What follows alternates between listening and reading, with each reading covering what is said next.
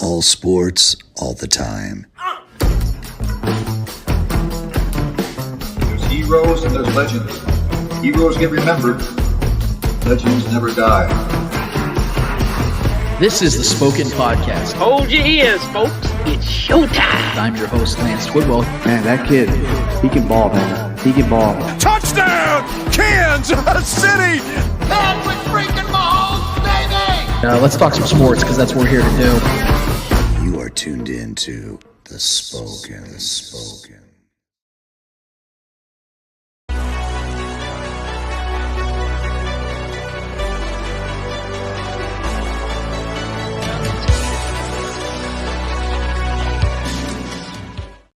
This is the Spoken Podcast. I'm your host, Lance Twidwell, here inside the Starcade Media Studios with my guy, Trevor Twidwell. What's good? Episode 261 is in full swing, full motion. We're so happy to be here with you and for you to be here with us, whether you're live streaming or podcasting or YouTube. We want to thank you so much for taking the time to be with us in this time, as we have so much to get to. It is another off-season show, but we, as you guys know, as we know, the party never stops around here when it comes to the Spoken. We have so much to talk about all year round.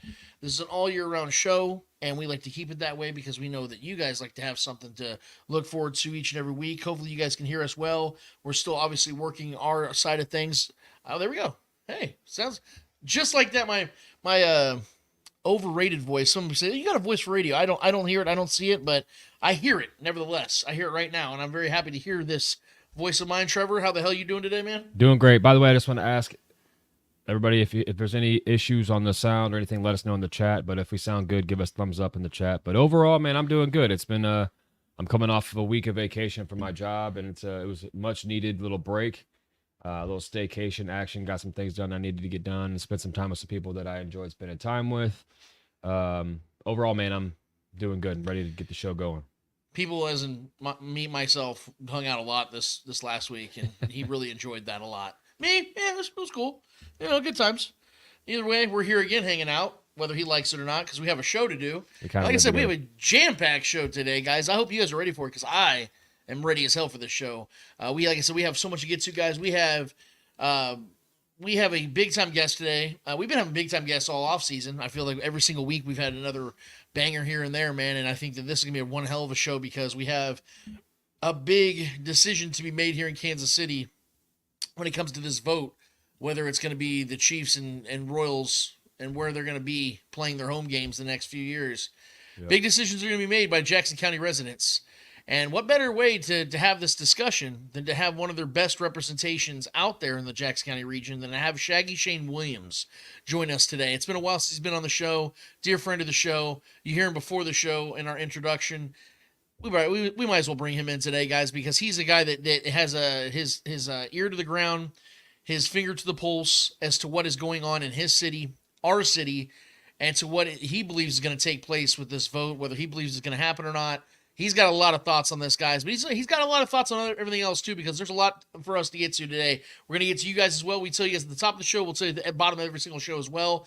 Hit on YouTube. You go to the Spoken Podcast on YouTube. Hit subscribe, notify, like, share, all that stuff. We appreciate all those things so much, but we really want to get you guys in the comments. Let us know what you guys are thinking, your questions, topics, concerns, whatever you guys have for us today in the world of sports. We know that there's a lot of topics out there to be talked about.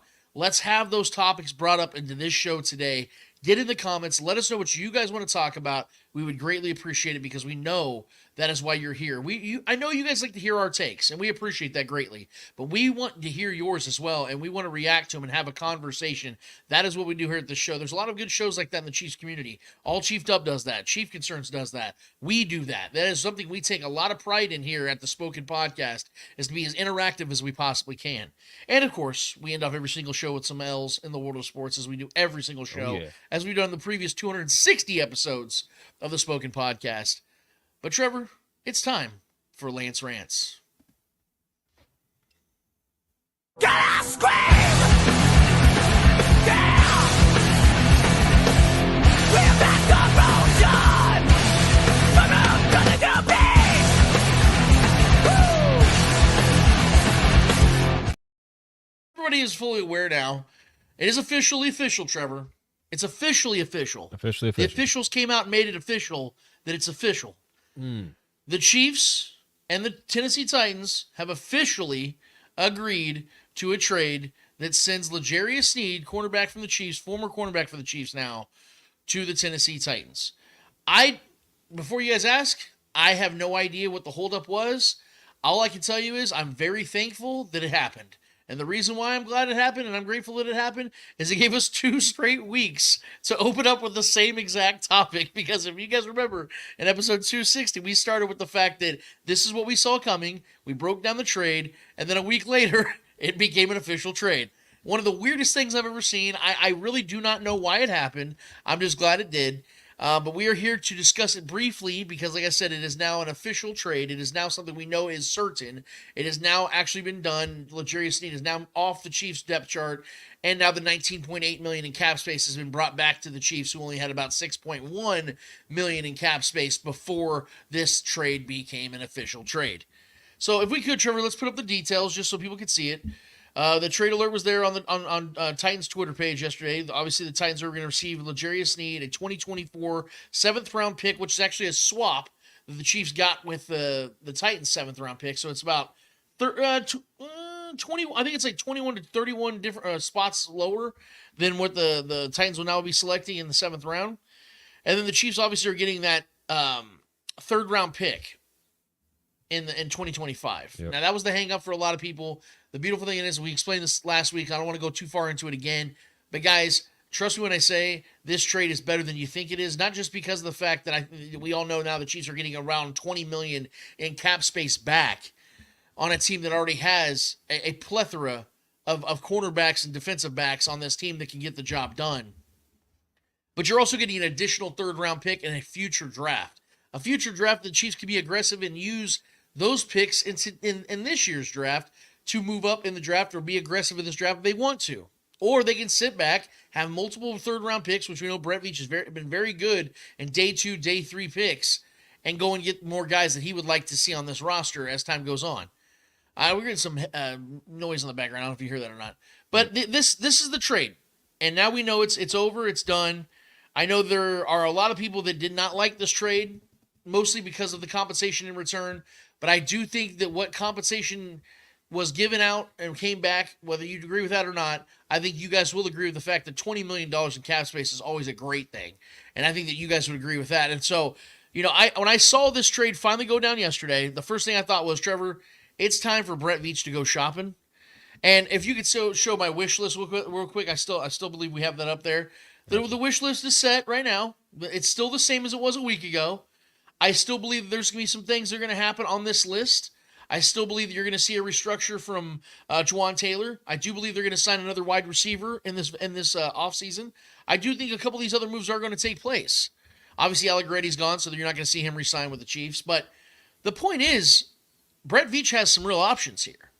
He has around $26, $27 million now where he can go out there and spend some money. Now, our guys over at Chief Concerns, Mark and Zash, and I were texting yesterday, and he was joking with me. He put that little Photoshop out there of Brett Veach's bargain bin, shopping, which I'm okay with, honestly, because we've seen Brett Veach make some big time acquisitions in the bargain bin. I'm good with that, and honestly, that's probably the way it's going to go. But the thing about it is that it needs to happen regardless. It doesn't. What I don't want to see the Chiefs do is sit on their hands, and then it's draft day, and there haven't been really any notable acquisitions. Now we know the Chiefs just added a rugby player, and we can talk about that, and that's fine. This kid is 6'3", 209 pounds, runs a 4.3, looks like a really good athlete. And I think Andy Reid's going to want to utilize this guy in some of these cool gimmicky plays. I'm fully anticipating that if, in fact, he makes the roster. We've seen some cool highlights where he runs routes. He looks like he has some potential. I'm not going to buy into it too much. I'm going to keep my mind open to the possibilities of whatever ends up becoming of this kid. More than likely, nothing special, nothing much. We've seen experiments like this throughout time in the NFL, and they'll have a big play here and there, and then you just never really hear from them again. Yeah. I'm looking for something of real substance here, though. I do, Trevor. I stand my ground when I say I want to see Odell Beckham Jr. in a Chiefs jersey. I think that even though, yes, at 31 years old, a history of injuries, this guy is easily, by far, the most talented, in my opinion right now, the most talented receiver still out there, available. Now, he may not be the best when it comes to age and physical ability at this time. But I think that when it comes to hands, route running, speed, all those things mixed together, I think that OBJ has the most complete football prowess amongst all the players still remaining at the wide receiver position for the Chiefs to go and get. And I think even with the Chiefs going and getting a wide receiver in this draft, which I fully anticipate and want them to do, they still need another veteran in this room, because I don't think they have enough experience in this room right now to carry that room. I think that Rashee Rice got a lot of experience in his first season. I think that Hollywood Brown, 5-6 year player, cool. That's an experienced player. That's a veteran. But add one more piece at a very low value, low number. I put it out last week. Give Odell Beckham a 1 year, $6 million deal with incentives to put him over $10 million. Yeah. $10, $11 million. Let him go and reach that. Hey, if you get 850 yards, you get another $1 million. Hey, if you get 7 touchdowns, you get $1 million. Hey, if we get to the postseason, another $1 million. Hey, if we win the Super Bowl, another $1 million. Like, give him things to fight for, to work for, and I think that OBJ be the type of guy to do that. So that's where I stand right now, because I know that everyone's looking at where are they going to add depth, because depth is where they're at now, because this roster as a whole is pretty damn good. And if we could, Trevor, I have that list right there. I put this tweet out there as well. My current Chiefs position group grades. And this got a lot of people surprisingly upset.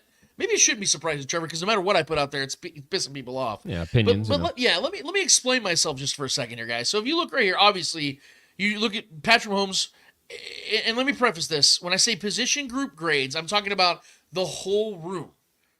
Who's in that room? Now, when you don't have a backup quarterback, that is an issue. But Patrick Mahomes is so great, and he's stayed so healthy for the majority of his career, he's getting an A+ just because of the fact he's the only quarterback that's going to see the field unless something horrific happens. Then there's obviously Harrison Butker. It's a one-man position, and he's the best in the league in my opinion. He gets an A+. Now, this is where the controversy started, Trevor. A lot of people were getting upset with me at number 3 when I started talking about cornerback. People said that there's no way you lose L'Jarius Sneed and still have an A room. This is where I disagree with them, because I look at this room right now and I see at least 3 guys at cornerback on this team that are not only proven commodities, but are 2-time champions. That matters to me. When I look at Trent McDuffie, who, by the way, is the only All-Pro in that room, even if L'Jarius Sneed was still here. Yeah. I look at Jalen Watson and Joshua Williams, 2 guys in their rookie seasons who stepped up in the biggest moments and played their best football. When L'Jarius Sneed went down within 3 or 4 plays in the AFC Championship against the Bengals in 2023, what happened? Joe Burrow was held to 6.6 yards per attempt, had 1 touchdown, and 2 interceptions. Who caught those 2 interceptions, Trevor? That'd be Joshua Williams and Jalen Watson. Big and plays. who tipped one of those to him? A rookie safety in Brian Cook. And Trent McDuffie, where's he to get in the stack home is because he was shutting fools down. He gave up 1 big pass play to, I believe it was to T. Higgins, who doesn't, or no, Jamar Chase downfield. Who's not giving up a play to Jamar Chase, for Christ's sake? So I look at this room and I think they already have those guys established.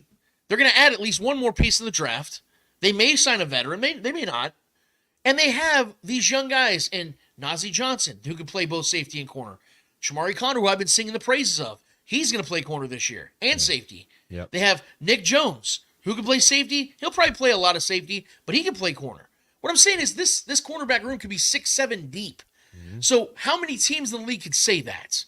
Not many. So that's why I have it at an A. Trevor, do you agree with that, or do you have a problem with that right there? I want to start right there. I mean, the letter A is what's going to piss people off just because of L'Jarius Sneed departure, and still thinking that it may sound a little arrogant to other fan bases, and it may sound a little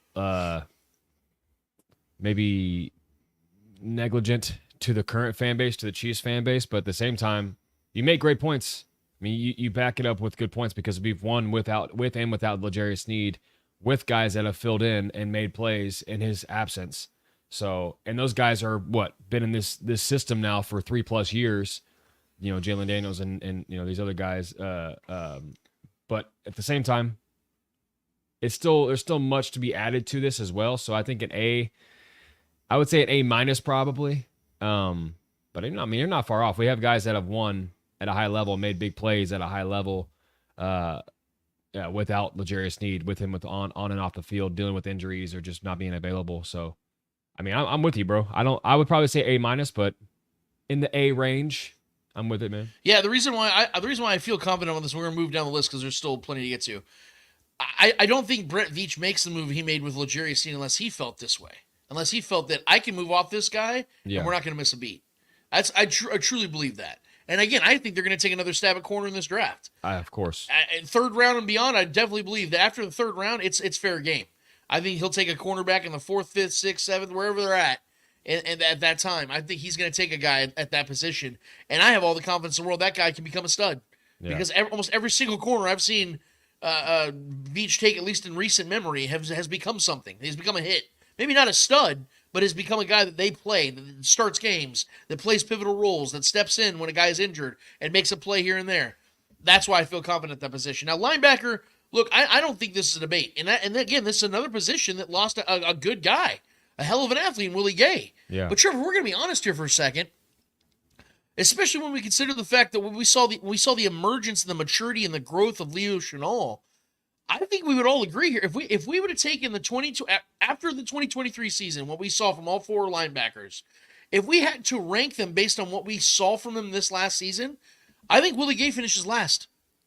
Now, Nick Bolton got hurt. I'm talking about just from what he did when he was on the field. Nick Bolton is arguably the best linebacker on this team. Yeah. Then there's Drew Tranquill. I would say Leo Chenal, based on how well he played this season, how much he developed, he may not be as freaky of an athlete as Willie Gay was, but he played just as good a football. Not far off. You know what I'm saying? So I think that there's Much a chance bigger. that Willie Gay's at the bottom of this list if he was still on this team. Yeah. So losing him, although you're losing a hell of an athlete, an energy guy, a guy we're all going to miss and we love, I'm not trying to downplay what he was. Yeah. But I'm looking at this team right now, and I'm thinking how deep this linebacker room still is, even while losing a guy like that. I had somebody challenge me this week about this stance when I said that I still think this is an A room. How many linebacker cores, Trevor, in the NFL could lose Willie Gay and still have 3 top-tier guys? Maybe the 49ers? It just shows you how deep we are at linebacker and corner. Exactly. We're talking about losing 2 really important guys to this defense, and yet we're very confident and fine moving forward without them. Right, so that's why I stand firm on that. And if you guys think I'm wrong, hit us up in the chat. Let me know what you guys think about this. But I stand firm on these 2 positions still being at the top of what they are in the NFL. Yeah. Now, center and guard, I want to kind of clump these together. I have these as A's as well. Because when you look at Creed Humphrey, now that Jason Kelsey's gone, there is not a single center in this league better than Creed Humphrey.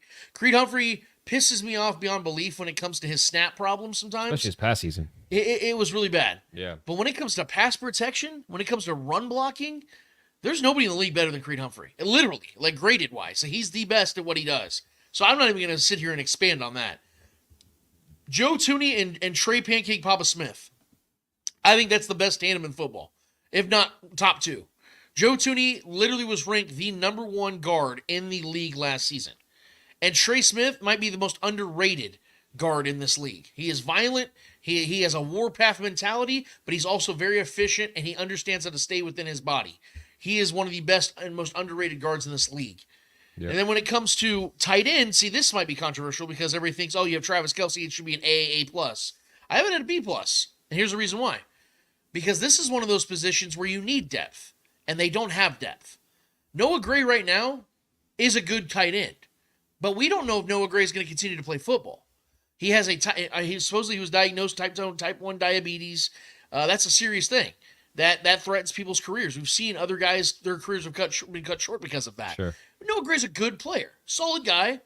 And then they signed Irv Smith. I'm not even sure that dude's going to make this team. Blake Bell's gone, might retire. I would like to see this team draft a tight end. So based upon the fact that you have Kelce, still a superstar, but he's in his mid-30s, and you have 2 guys on this team that I don't really think move the barometer at all, and knowing how much Andy Reid wants to use the 12 and 13 personnel, I can't give this room a letter grade of an A. I have to give him a B+, which I still think is very solid considering. What are your thoughts? No, yeah, I agree. I mean, you're going to piss some of the Irv Smith fanboys out there if there is a group out there of such people. But I think Irv Smith makes this team. I think he was brought on to be a pass catching tight end because that's what his skill set is. He's a pass catcher. So the Noah Gray situation with the new developments of his health, that's a spooky thing. Hopefully he takes care of himself first and foremost. Yeah, I mean, I think we talked about it on this show numerous times already leading into this draft, and I'm sure we'll talk about it a lot more But drafting a tight end in this year's draft makes way too much sense. It made a lot of sense even last year, even though we didn't do that. But with Blake Bell's departure, with Jody Fortson's departure, even though he wasn't really here for pretty much for the last season and a half or so, it feels like. But I think getting a tight end in this draft, and there's a lot of young tight ends in this draft that I would love to see in a Chiefs uniform. So, yeah, I think the grade is humble, and it makes sense. Also, on top of the lack of depth behind Travis Kelce, with Travis Kelce's age as well. Obviously, he's going to do what he does this season. No one's doubting that. But moving forward, we do need some foresight to what we're going to look like without him, because he will not be here for too much more than 2-3 seasons probably. Right. So, yeah, I agree with the grade, man. And then right below that is defensive tackle. We know that the biggest acquisition the Chiefs had this offseason was re-signing and reobtaining Chris Jones. So you would think that that would make this room an A. Here's the problem, man. This is one of the thinnest rooms in the entire roster.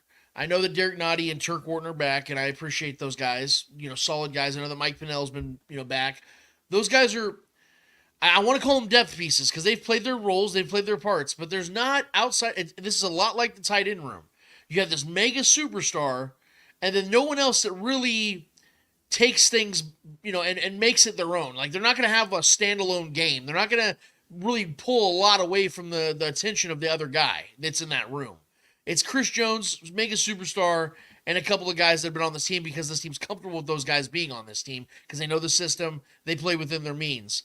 This is why I think the defensive tackle position has to be something they take very seriously in this draft. Yeah. And there happens to be quite a few guys at that position. We just had our guy Mike Williams on this last week from All Chiefed Up, and he was talking about that very same thing, about how this is a position the Chiefs need to take seriously because they're not very deep there outside of Chris Jones. So I give this a B+ because, again, you have a superstar talent, the best player at the position in the entire NFL there, and there's some depth veteran guys that know how to play. It's solid. It's not great. I give it a B+. Do you agree? Yeah, I mean, I do like the idea, and the chat's been loving the idea also of bringing Nottie and Pinnell back, re-signing those guys, extending those guys. Pinnell is an older guy. He's been around for a little while, but he's a guy that shows out in big moments. Obviously, he had fresh legs in the postseason. He was showing that. He was incredible in the postseason for us in some moments. Bring back Deshaun Wharton as well. I like that. But, I mean, none of these guys are, like, super young. I think Deshaun Wharton's the youngest of them all. 27, I think. Yeah, but I mean, D tackles, man, the tread on the tires, those guys don't typically last. They're not all Chris Joneses, as far as longevity reasons. But you know me, when it comes to draft time, my first 2 to 3 picks, I always want offensive linemen, defensive linemen, outside linebackers. Getting after the quarterback and protecting the quarterback are always my number one objective most of the time, unless you desperately need something else. I think that's the most talented for and immediate impact players are as far as talent-wise in the draft. Yeah, I mean, I think this defensive line still needs a lot of work. I think that's where we lack maybe the most depth on this entire roster. Yep. But as it sits, we have an all-world Hall of Fame talent in Chris Jones who can make a lot of things happen and affects the entire defense with his impact. So that still being in place and him being extended for the 4 or 5 years that he's going to be here with that contract. So that helps for sure, but you still got to build around that, man. You still got to, give him, because he's only going to get older too. Even last season, we've seen him taking plays off, to extend his health for the season and protect him as well from himself. So getting some other dogs on that line makes too much sense. So I think that grade is fair. Now, safety is down the list a little bit. I have that at a B.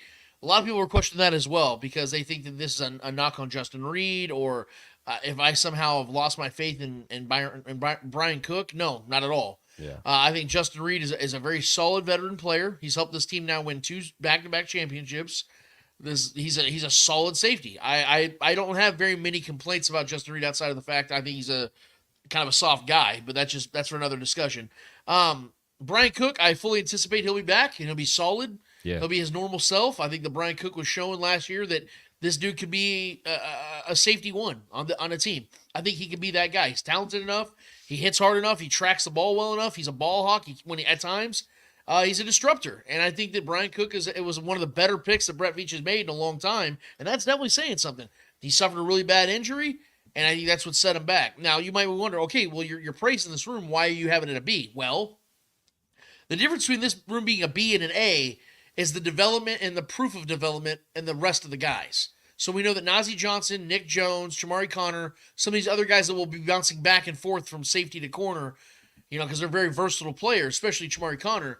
If one or two of these guys turn into the guys we expect them to be, where Najee Johnson's healthy, where Nick Jones is healthy, and these guys are playing great football, really, really good football, all of a sudden the letter grade changes substantially. Because right now you have two guys that are sure things. You need about 3 or 4 guys for a room to be an A at safety. And I think they will.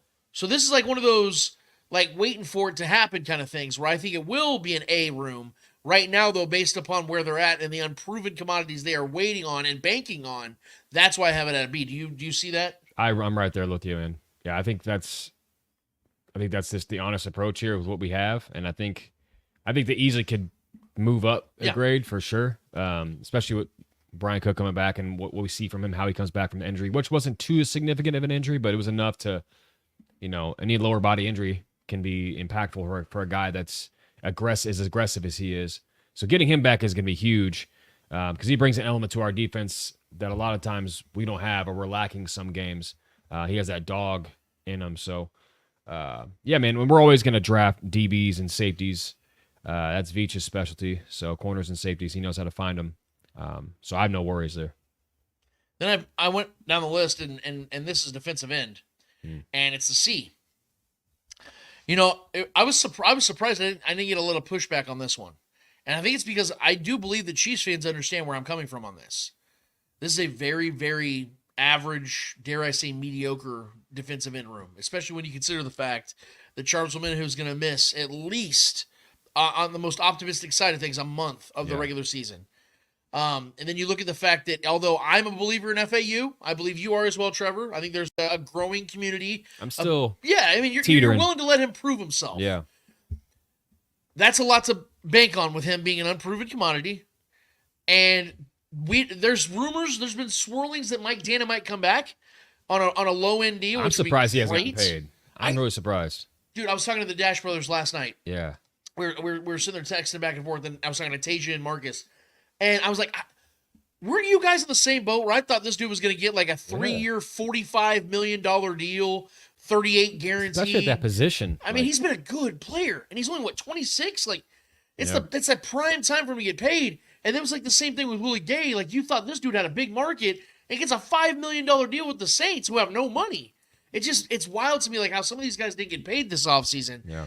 And for the record, oh my God, I would love Mike Dana back on a 1-year, $6 million deal, something like that. Oh my God, sign me up for that. Come on back. So if that happens, this is a C plus B minus room because I think Mike Dana can move it that much because he has games where he takes over. Yeah. He may not be like a consistently great player, but he'll have these games where like, dude, Mike Dana is an animal today. He's just going off. You can't do anything. And then there's George Karlaftis. George Karlaftis himself is a B plus. But he's carrying this room right now. Yep. Because, like I said, they don't have any depth. They don't have their veteran who they spent $25 million on for the first, at least, third or fourth of the season. If Charles Omenihu was healthy, this is a B room easily. Easily. Because Omenihu was showing us, and just in 11 games, man had 7 sacks. This dude was on his way for a double-digit sack season last year if he wasn't hurt and got suspended. So I think Omenihu, when he gets back, you'll see the development of this room. But I do think that right now it's Karlaftis and a bunch of guys and some guys. And I hope FAU hits. I hope he does because I believe in this kid. I saw what he did at K-State. This kid was a monster. He was fast. He was deadly. Big 12 Defensive Player of the Year. But he's got to show us in the pros, man. And year 2 is the year to do it.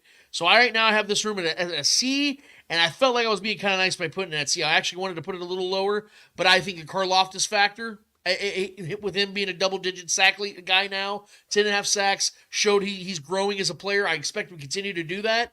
I put him in a C. Yeah, I mean, that's it. I think that's the honest take there, just the lack of depth, man. Like you said, like we're dependent on some guys to take next steps. We're dependent on some guys to actually be football players that are on the field.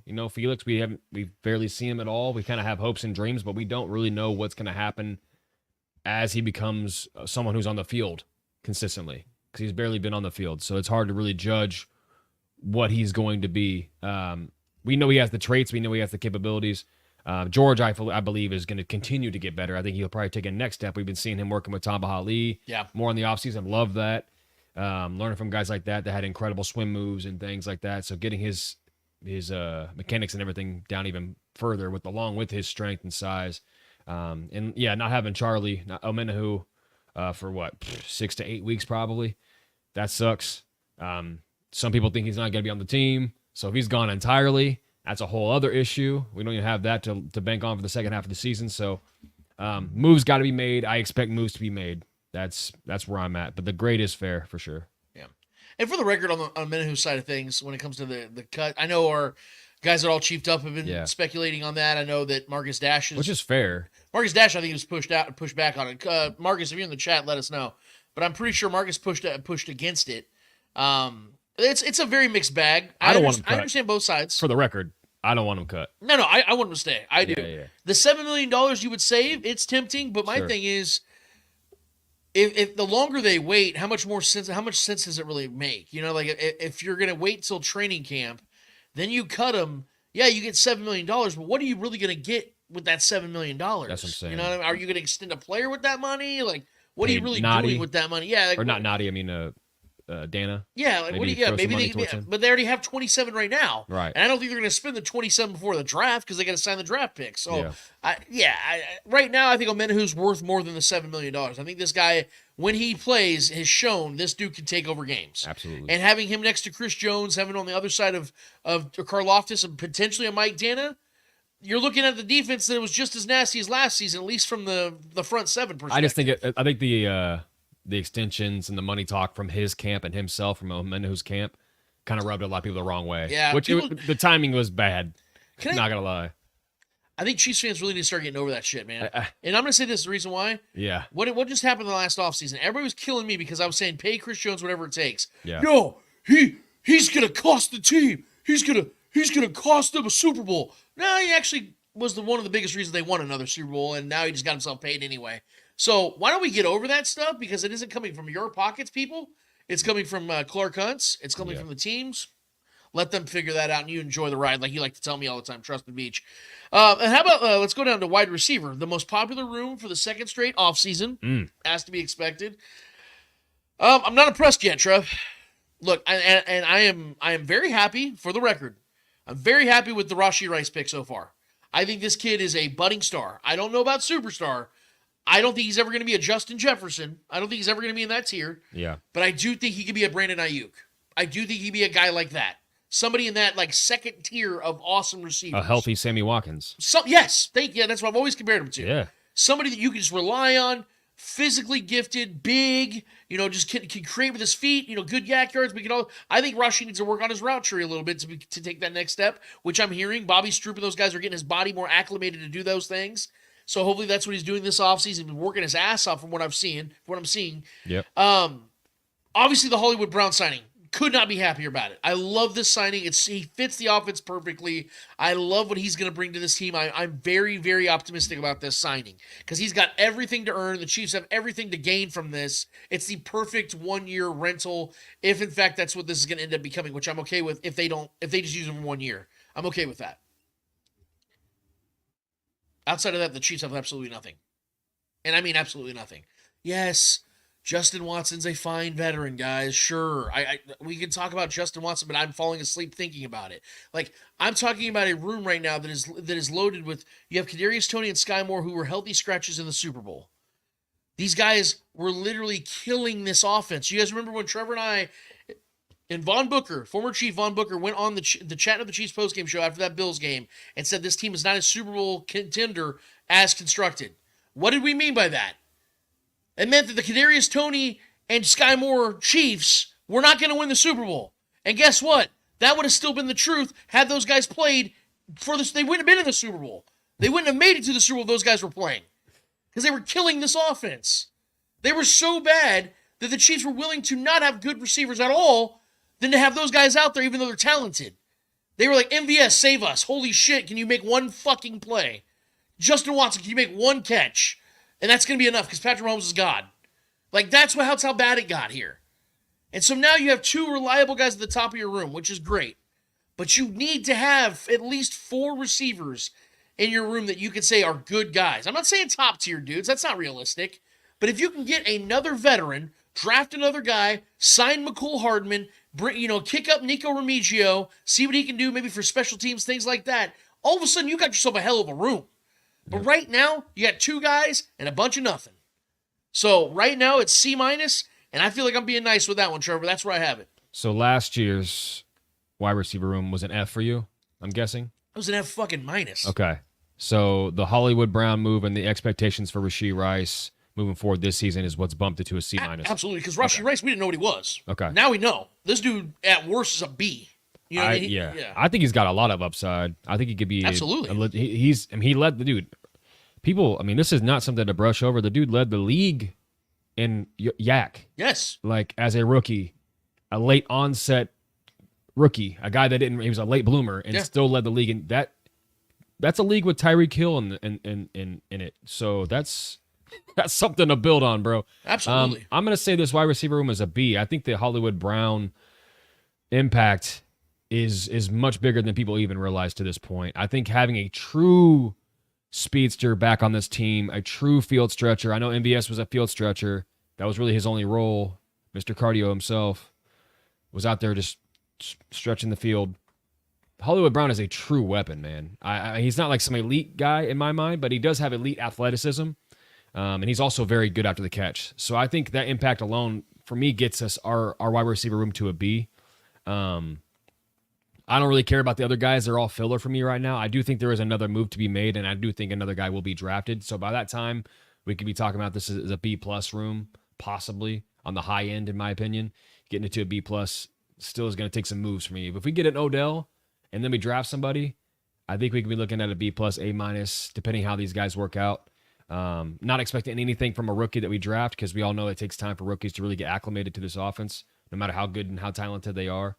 But yeah, I think the Hollywood Brown signing really moved the needle for me, honestly. I know we were waiting on any move. A Curtis Samuel would have been great too, but I think Hollywood Brown is the better player of those two. I think Curtis Samuel is a more versatile guy, but I think Hollywood Brown move really moved it for me, and I would say it's a B, a solid B right now. Solid B, man. I wish I was as optimistic as you are in this room. Well, dude, to me personally, it's better than the Juju year, and it's better than last year. Obviously, last year was rock bottom, but I think with the improvements that I'm expecting from Rashee, and I think Marquise Brown, Hollywood Brown coming into this offense is going to be electric. So I think I definitely don't disagree that it's better than the last 2 rooms, but that kind of tells me that tells you how bad those rooms were, though. Yeah, because even with Hollywood Brown and Rashee Rice, if we went on a list right now, Trevor, of teams that their wide receiver rooms, and you ranked the Chiefs according to them, you're picking at least 18 to 20 off wide receiver rooms better than this one. Wouldn't you agree? Just based on the depth of it. That's what I'm looking at, position groups. Yeah. Like, if I'm looking at Hollywood Brown and Rashee Rice, I'm like, yes, I love these guys. I think this is awesome because they fit each other's schemes really well, or games really well. They fit the scheme really well. Yeah. They're going to complement each other. They're not going to step on each other's toes. But then it's like there's massive, massive drop-off from them. Well, I look at it as production, not always the talent. What production are we getting out of these guys as far as grades, right? As I'm saying, last year was rock bottom. I get it, but Rashee Rice came on. And Juju, if he would have played every game, he would have cleared 1,000 yards. So if Hollywood Brown, which I do expect Hollywood Brown to hit the 1,000-yard mark this coming season, because I think he's going to get a lot of work, and I think he can surpass what Juju did for sure. If he gets 1,000 yards, and if Rashee gets that 700 to 850 range, and Travis Kelce does his typical 1,000 yards, 12, 13 touchdowns, obviously that's tight end position. But I'm saying if those two guys at the top there, the wide receiver room, do that, I think we'll be revisiting this. And can I put a couple names out there right now that I'd like to see the Chiefs draft at wide receiver? Why not? Because I'm letting the cat out of the bag right now. I don't believe they're taking a first round wide receiver. I think they're going to pick with their third pick, second, third, fourth pick wide receiver. Yeah, I'd love to see Brendan Rice, Jerry Rice's son out of USC, 6'3", 6'2", 6'3", Big body. 200 pounds, 209 pounds, a field stretcher, good hands. Yep. Big receiver. That's what everybody always wants the Chiefs to go and get. He's a field stretcher too. He's not just big. Fast. He's very fast. 21 years old. That's a guy that I like, and I like our guy Mike Williams from All Chiefed Up, Ricky Purcell out of Florida. I'm watching film on him all week. Oh, man. Yeah. This dude in this offense, now I see what Mike's talking about. If he's there at like 95, God almighty, please go get him. Like Chiefs, if they get him in the second or third round, I'd be very happy about that. So, yeah, those are two wide receivers I'm going to be looking at because I think those guys could be in that, 60 to 90 range when it comes to picks. And if the Chiefs want to get one of those two guys, I would not complain. Real quick, so we have two more positions with actual grades on them. Obviously, punter, we don't know what Ariza is going to be yet. I'm expecting good things. To be determined, though. Yeah. Punt returner, kick returner, we don't know what those are going to be yet. But we do know that the running back position right now is 𝙂𝙸 Pacheco and 𝙂𝙸 Pacheco alone. And because of the fact that there's literally nobody else in this room, and although, in my opinion, 𝙂𝙸 Pacheco is a top 10 running back in this league, no questions asked, he is a guy that gets banged up a lot, and I don't think that's going to change because the way he plays, very physical, very violent style of football, you're going to need pieces around him. Yeah. There is literally nothing there right now. Clyde Edwards-Helaire and Jerick McKinnon are free agents. They have one running back right now. For that, this is a D room right now, Trevor. I think that Pacheco is awesome. Love him. I haven't lost any belief in the dude. But they're going to have to sign at least two guys, and I think they'll probably draft another. If Tony Prince is there late in the draft, like we were talking about last week, I would love that out of Purdue. That's a guy that Mike Williams is big on as well. Guy that used to play wide receiver, now plays one running back. I would love a guy like that, a dual threat guy that could really stretch this offense and just give them that versatility out of the backfield. Basically what Jerick McKinnon has been for them for the last 3 years. Yeah. Maybe even more talented. So, but they don't have those guys right now. So for me, Trevor, it's a D right now. I mean, yeah, it's a vacant. There's vacancies there, right? This is one of those. But at the same time, I'm never truly worried about the running back position because we always tend to find guys that are like other teams' scraps. Oh, I'm not worried. Yeah, I'm with you. Yeah, I'm not worried, but I think the grade is fair. I mean, it's literally just 𝙂𝙸 Pacheco, and if he goes down, which is not trying to jinx the man, but is likely a lot of way, at least for a little bit, or play banged up and have to play through things that we'd rather him not have to play through just because we have zero depth. And then when McKinnon got hurt, that was a massive because we couldn't even use him. So I'm expecting a 7th round running back most likely in this draft. One of our last 2 picks is probably going to be a running back. We'll probably bring in some other camp bodies that are undrafted free agents. The Darwin Thompsons of the world and other guys that we brought in over the years that have been those kind of guys that just to test them out, see what they're made of. But I would like to see us, take a running back in like maybe the 5th or 6th, see if we can get a guy. We've talked about guys in the show numerous times that we'd like to see. And the running back position just continues to fall in drafts. So there's always going to be value there. So getting a free agent, I mean, there were so many free agent running backs, more than I think I've seen in years at one point this offseason. They were just dropping, like getting cut like flies and getting paid, honestly. So I get why we didn't make any moves there because the market was a little higher than I think we expected for the running back position. But, yeah, man, if we can maybe make a trade for an Alvin Kamara or something like that, that'd be cool. Probably not going to happen, but I would love to see Alvin Kamara in a Chiefs jersey. I think he's on his last year of his deal in New Orleans, but getting some thunder to the lightning of Pacheco would be ideal, man. So got to get that grade up and get some depth. Our guy G Pick said Chiefs can get a good DT in the 3rd or 4th round. I don't want to wait that long, but we'll definitely talk about that as time comes on. Wharton G Pick said again. Wharton listed a D in, but yeah, he can be a DT. Yeah, he's mostly an interior guy. He's viewed mostly as an interior guy. He's not really an edge rusher, and DNs in this defense are edge rushers. Yeah. Punt God, punt is A+. Max Wesson. We should be looking at Adonai Mitchell. That's a big name that everyone's talking about. Troy Franklin, Xavier Worthy, or Keon Coleman in the 1st round. Look, I get the temptation, guys. I get the temptation, but I'm telling you, this is such a deep wide receiver class. The Chiefs can wait a couple of rounds if they really wanted to and still get a guy that can be a difference maker, even in year 1. I just don't think that this, and it's based upon what I'm about to talk about right now, the last position on my grades. It's the fact that this is a much bigger need right now for the Chiefs. And you guys know how I feel about wide receiver. So that should tell you how scared I am about offensive tackle. And that's the bottom grade right now. If you look at the bottom of this letter grade, I have them at a D-. And I wanted to put it in an F so bad. But the reason I didn't is because of the fact that I still think Juwan Taylor's a good player. Yep. I think that he got a really shit deal last year when the NFL started picking on him a little bit, and he did himself no favors by getting in his own head. Yep. But I believe in Jawaan Taylor. Me too. I don't think he's worth $60 million guaranteed at right tackle, but I know this dude is I think he's one of the 10, 12, he's one of the 10 best right tackles in football. He is. Definitely one of the most Especially in pass athletic. protection. He's Yes. extremely athletic. And he's only 25 years old, man. Yeah. Like, he's going to be 26 this upcoming season.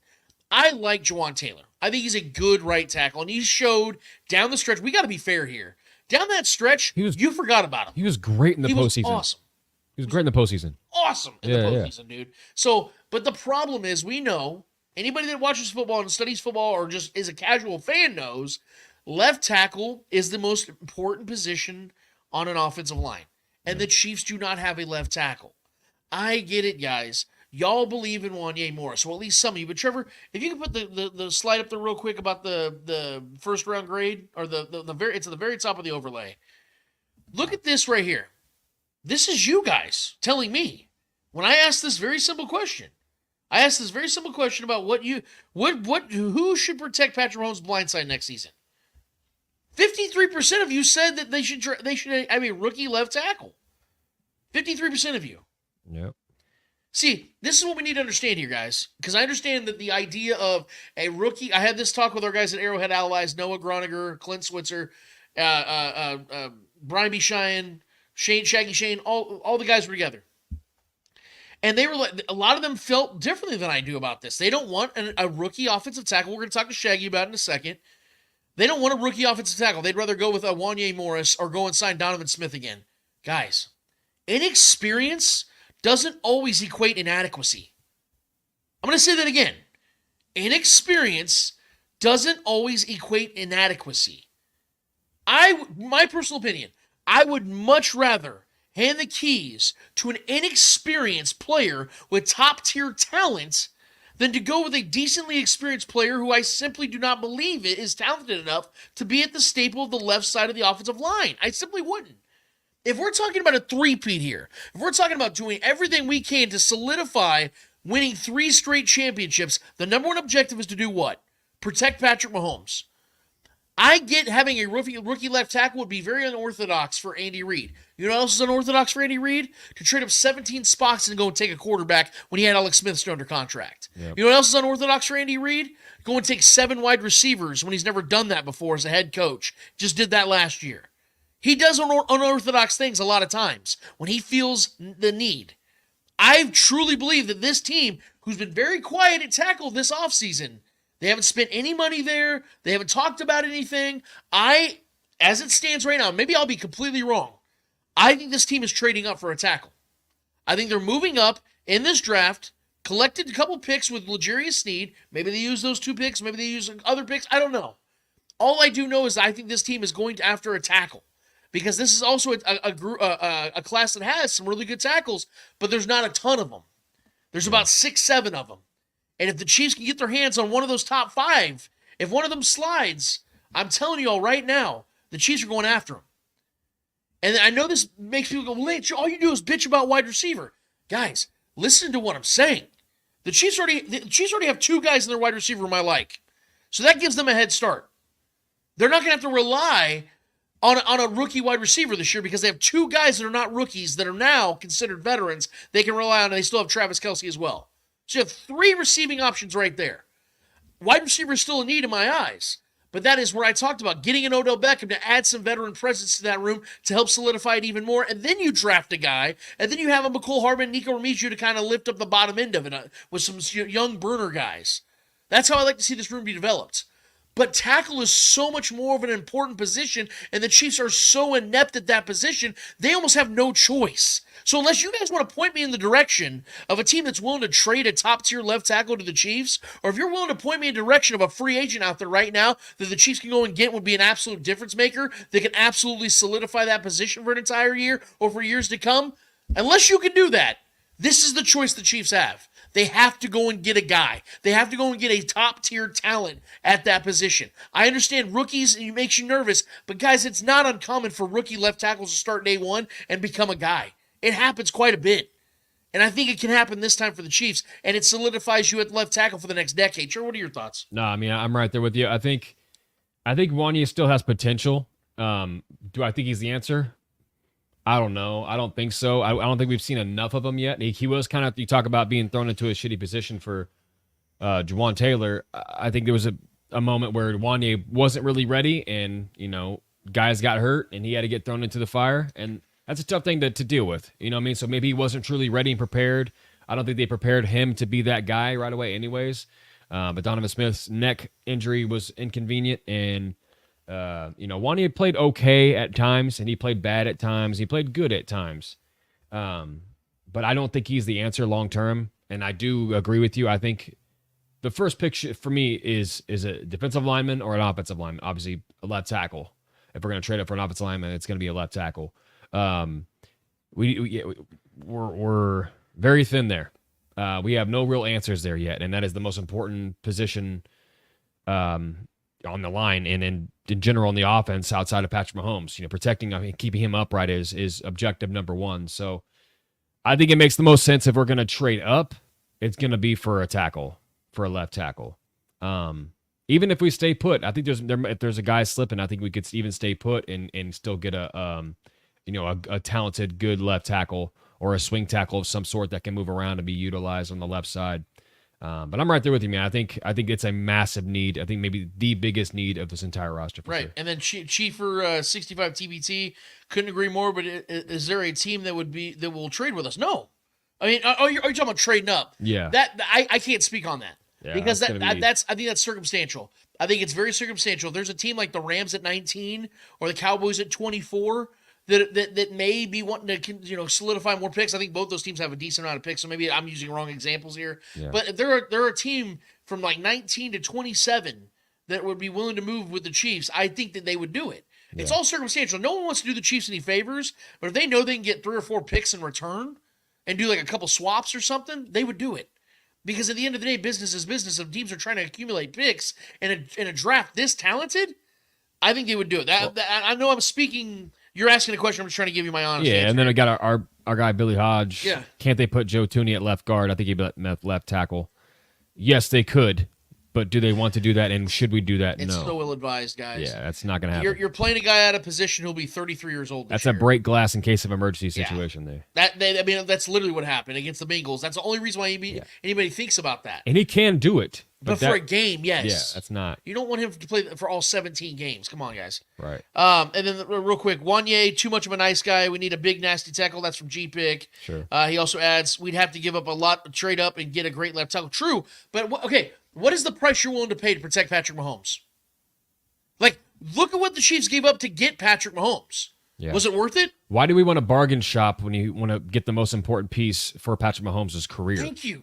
Stop bargain shopping. This isn't the position you bargain bin shop. Yeah. This is the one you go and take heavy swings. Yeah. And again, if three-peating is everything to this team right now, if this is their ultimate objective, then you have to go out there and make a big risk. Take a big risk, take a big chance, and that is this right here. And again, if I'm wrong, then explain to me why the Chiefs have been so quiet at this position. Unless they think Ŵāņie really is the guy, which I highly doubt that's what they believe, guys. The reason why I believe that is Donovan Smith wasn't even healthy completely and still got the job back. Ŵāņie got concussed but got healthy again, and Donovan kept the job for the whole postseason. Why is that? Because they didn't trust Ŵāņie, because Ŵāņie gave up 12 freaking pressures against the Raiders, and 8 of them weren't even against Max Crosby. Yeah, Donovan was better. Come on. And Donovan Smith isn't a guy you want to have on this team anymore. He was a rental. Just a C- guy. He was a solid veteran. He's not a guy you build your offense around. He's not a staple. You need to go and get that staple, and that's what they need to go do. I understand it's going to be risky. You might have to give up a couple picks, but if you know that you're going and getting that next Willie Roaf or a guy at that close to that, you're not going to complain, guys. I promise you, for the next 10 years, you're going to be sitting here going, oh, my God, I am so glad that when we wanted to go wide receiver first, they would decide to go get the next Willie Roaf. Now Patrick Mahomes never has to worry about getting hit from the back, man. I'm telling you, pause. But that's still the thing that we don't have to worry about. That's still something you're not going to have to be because there's no more patchwork there. It's no more, let's put a guy there this year. Let's go and sign another guy this year. Let's go get a third round swing tackle and play a little bit this season. No, you're going and getting the dude. The dude that has one job. He's been doing it since he was a kid, protecting the blind side of a quarterback, and he does it fucking well. That's what I want to see on this team. Real quick, before we have our guy Shaggy, Shane, Trevor, I want to move over to something else, because this is the biggest reason why we have Shaggy on the show today. We know that this upcoming Tuesday is something that we have coming up called the vote. We know that the Jackson County residents are having a vote on whether they are going to approve the downtown ballpark for the Royals. Subsequently and simultaneously, the renovations for Arrowhead Stadium, which is going to cost the Jackson County members $500 million, along with the $1 billion it's going to cost them with the share of making the new downtown ballpark, which John Sherman, the owner of the Royals, has agreed to pay the other $1 billion for that. We're going to get to that in just a second. Here are the basics of this, Trevor. We can just go ahead and hit vote number 1 real quick. So these are the basics of this whole thing. If yes votes win, the current 3/8 cents sales tax that funds the Truman Sports Complex will be repealed, and a new countrywide sales tax will be put in place for 40 years, ending in 2064. The Royals would use the tax money to help pay for a new stadium in the East Crossroads, and the Chiefs would renovate Arrowhead Stadium. Next slide. If no votes win, the existing sales tax will continue until 2031, and the team's current leases expire. The teams have shared renderings of their proposed projects and have pledged financial contributions $1 billion from the Royals for the estimated $2 billion ballpark district, and $300 million from the Chiefs for the $800 million renovations. However, while the Chiefs' contributions is cemented in the lease,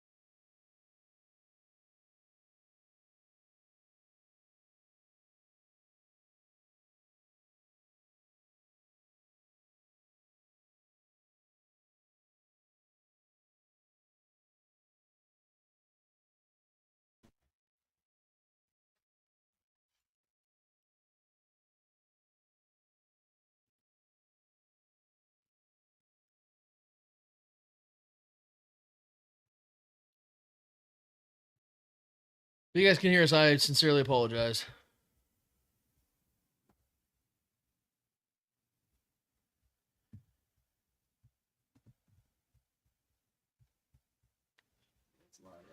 Yep. Bear with us.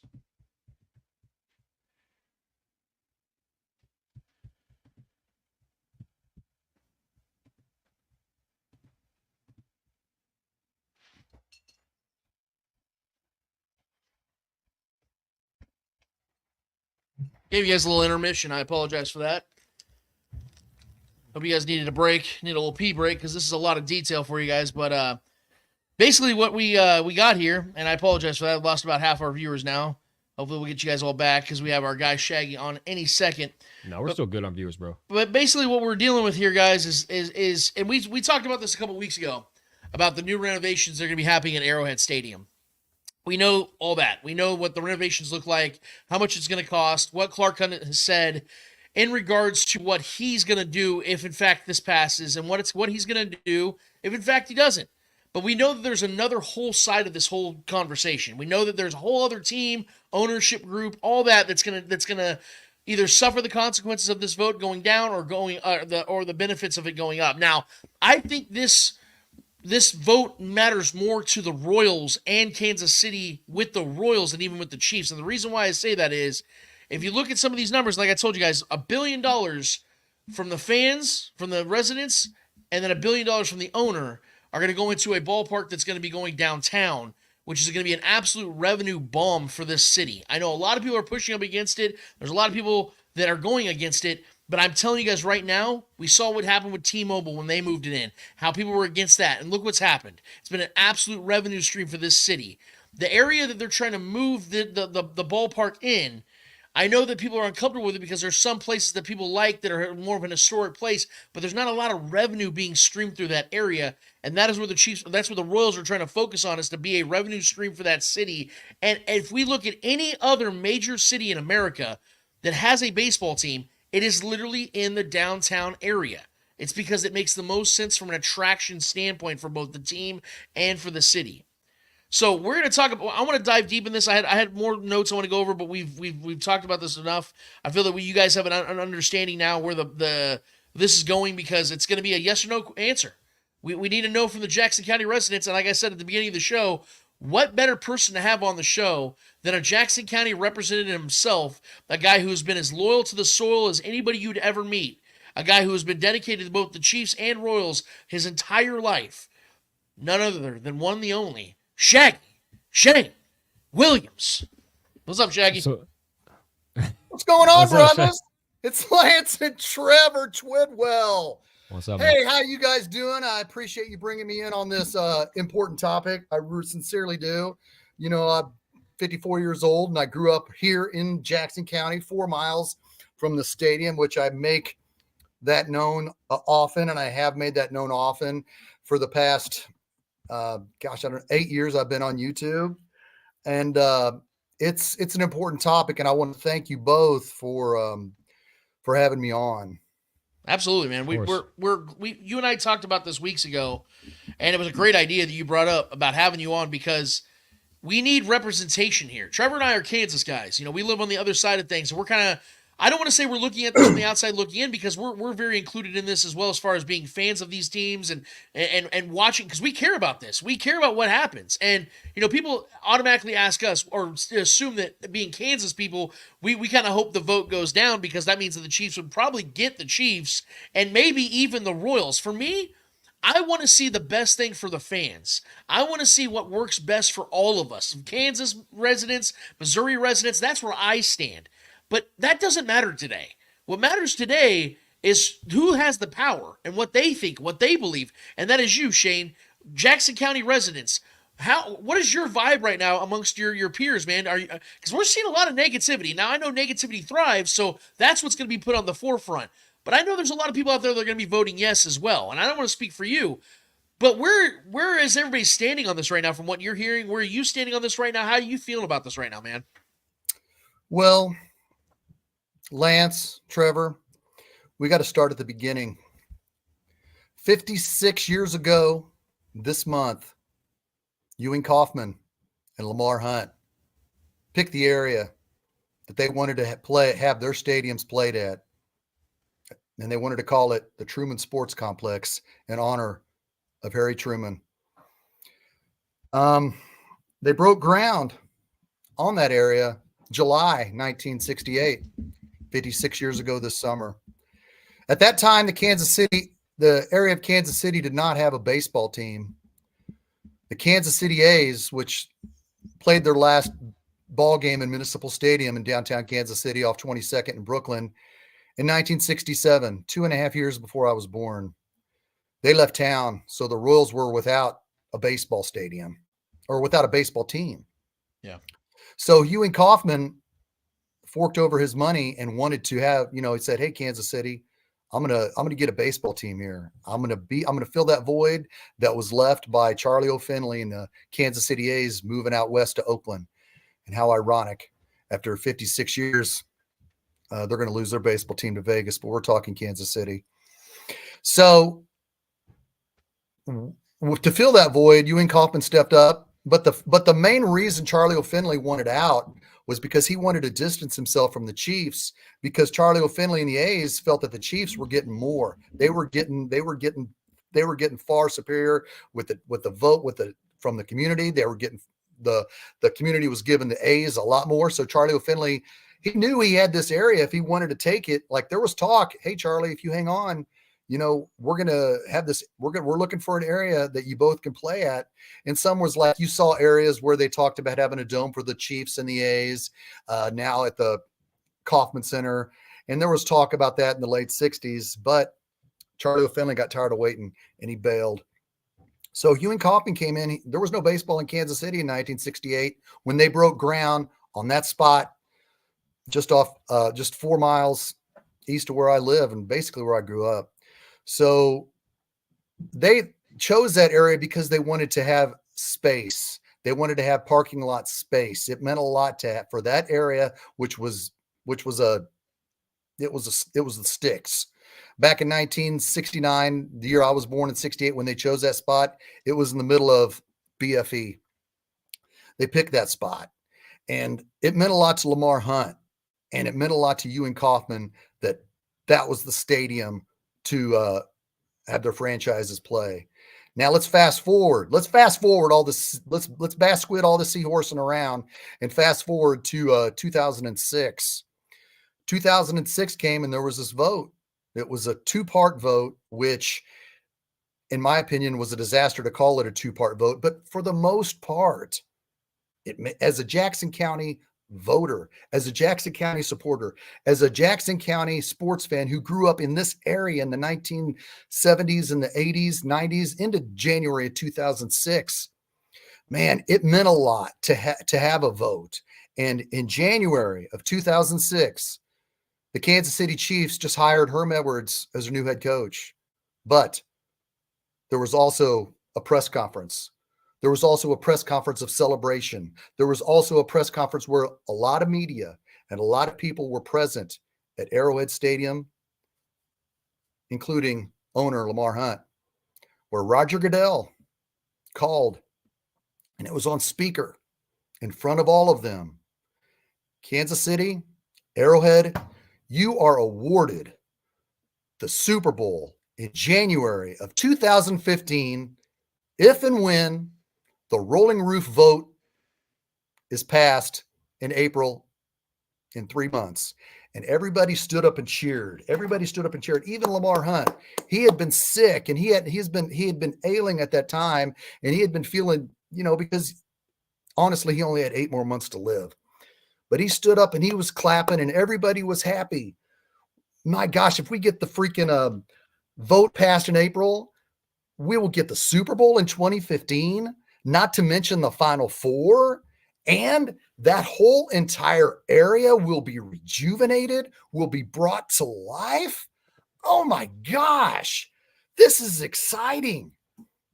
It was exciting all over, not just on social media, but just all over this county. I think it wasn't even excited in Kansas. And I feel with that, let me get to the point again. It was a 2-part vote. One was vote yes to pass the updates for both Royals and Chiefs Stadium, and vote yes for the rolling roof that will guarantee you the Super Bowl in January of 2015, as well as the Final Four and massive upgrade in the area. So we were all on board with it. Then February and March, this groundswell of people came out of nowhere, and it grasped the people on local radio. You know, to be blunt, Bob Fesco was working at 810 WHB at the time, along with Kevin Keatsman. They said, and they're not even Jackson County residents, which made me mad. They were so adamant on to vote no on the second part. They used their not only social platform, but their occupation to get on their radio airwaves and say, vote no on the second. Vote for the improvements, but vote no on the second, because by golly, we need a baseball stadium downtown. We need a baseball stadium downtown. It'll look so pretty. It'll look so nice. Everybody will want to look at our downtown, because we get people that come from, they would say, we get people that come from out of town and they look at our downtown and they are just so sad. They're just so disappointed because they don't have a baseball stadium downtown. We need to have a baseball. And I just got so sick of it. At that time, I was thinking, man, they need to shut up about this downtown stadium, because if we get this rolling roof, we're going to have a Super Bowl. We're going to have Final Fours. That whole area is going to come to life like we have never seen, experienced, or can imagine. Please, for the love of God, shut up about this downtown stadium. I like Royal Stadium. And yes, I'm going to speak for my generation. I grew up watching the Royals play at Truman Sports Complex. Am I being selfish? Maybe. But damn, that's where I have my memories, watched going in $1.50 general admission, watching the Royals play at that stadium. That's where I grew up. That's where I want the freaking Kansas City Royals to be for not only my life, my kids, and my grandkids. 2006 was the vote to pass. 2006, they needed to vote yes on it. But as I texted you the link earlier this morning, Lance, 53% of the people voted yes on approving the Royals and Chiefs Stadium, but it barely lost. 49% voted no to not approve of the rolling roof and discard the eventual Super Bowl that was supposed to be here in January 2015, discard the Final Fours that were supposed to come, to totally dismantle any idea of bringing that area up to life. And that hurt. And it's sad, because I know Bob Gretz and others say when that vote for the rolling roof didn't pass, it really saddened, or I don't want to say saddened, it really disappointed Lamar Hunt, because he knew what that rolling roof meant to the city and that area around the stadium. He knew by having a Super Bowl, Final Fours, a rolling roof, he knew what that meant to him. And sadly, Lamar Hunt died 7.5 months later.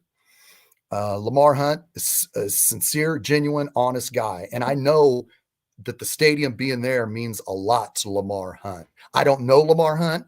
I'm not going to pretend like I know him, but what I do know of Lamar Hunt and his legacy and what he has done with Jackson County, I know it means, and it meant a lot to him. Now, once that vote barely lost, it barely freaking lost. I think it was even in the hundreds, because it was 49% voted down. So in the last 18 years, you've heard many people that groundswell of, we got to have a baseball stadium downtown. Oh my gosh, we got to have it downtown. Oh man, we want to leave the Royals game and then walk around downtown and go to the thrift store and buy beer. We just want to do everything. So they got to find a place for 8,000 fans. They're going to be there on a Tuesday night. They're going to leave the stadium downtown and want to go do something. Yes, I am against a downtown stadium because of where I grew up. And yes, I am biased because I am in Jackson County. So now you fast forward to 2024. Well, let's go back to late August of 2023. Frank White. Everybody knows about Frank White being a Jackson County guy. Former Royals legend. He's being told that the baseball stadium is going to go in the East Village. That's what he's told in August. Then in February, Frank White is told, nah, we want to move it to the East Crossroads. So now you got people with KC tenants really upset because they're saying, well, We didn't know about this. Now in February, you're going to tell us you're going to take this baseball stadium that's so freaking important to have downtown and you're going to smack it on top of our area. So now you got the KC tenants and everybody really super pissed off and upset that their businesses are going to go out, that they haven't been talked to from the Royals about this new stadium that was supposed to go in the East Village, but now it's going to go in the East Crossroads. So, well, they got to talking last week, and John Sherman, the Royals owner, said, well, we're not going to touch Oak Street. So we're going to leave Oak Street alone. That's a good sign for these people in that vicinity. I'm hoping in the next 2 days, because everybody's going to vote on Tuesday. We got Sunday on Easter and Monday, the day after Easter, and the day before the vote. I'm hoping that they continue to talk, because the people in the Crossroads don't want their businesses taken out. It means a lot to them. And I understand what those people feel. This is their business. This means a lot to them. Why are they forcing the freaking stadium that Shaggy Shane wants to stay where it's at down here? Why is it forcing to my stadium? You know why? Because those idiots that didn't pass it in 2006, they put us in the situation. So 1 month ago, or maybe 3.5 weeks ago at this time, I'm thinking the Chiefs are going to save the day. The Chiefs are going to come in here and Clark Hunt's going to say, I remember when my dad won it 18 years ago. I remember what meant a lot to my dad. And I remember how him and Carl Peterson were really pushing for a Super Bowl. I remember how me and my dad was really pushing for Final Fours. I remember how my dad and I was pushing for a roof to cover this thing, for a retractable roof, because he knows how much it meant to not only the stadium, but the community. I thought Mark Donovan and Clark Hunt, man, they're going to save the day. They're going to come in here and they're just going to save the day. They're going to say, well, we're going to get that rolling roof. We're going to get some Super Bowls, and we're going to get those Final Fours that barely freaking didn't pass in 2006. But nope. Mark Donovan got up there and was asked point blank, do you want to do anything for this area around the Truman Sports Complex? And I could be wrong. I think, Lance, you know exactly what he said. He said, this area has been going downhill. There's really nothing we can do about this area. Then Mark Donovan went on a long tangent about how he admired Las Vegas and the Raiders Stadium, about how he looked at Allegiant Stadium. He thought, golly, I really like those end zone suites. By golly, I really like those end zone suites on both sides of the stadium. We're only millionaires that make the upper class people to really like end zone suites that can be on both sides of the stadium. So only people that are freaking millionaires, doctors, lawyers, I don't know, maybe people in Johnson County can afford, because I sat in those end zone seats 4 rows off the field. And Lance, you were with me 2 years ago. You were with me in 110 row 4. You know what those seats mean. You know what those seats feel. Blue collar workers. Man, I got season tickets in 1991. I barely had enough money to scrape up to buy them, but I bought them and had them from 1991 through 2011. End zone seats are the freaking bomb to have. You don't want to look down there at some guy who's making $900,000 a year thinking, the vote passed. That guy's got my old seat. I was here when I was a freaking barely making $7,000 a year as a professional rocker. But to the point, you can't freaking outprice. You can't look at Las Vegas and see how Las Vegas does their stadium and say, man, damn, end zone suites. Gosh, we could really do that at Arrowhead.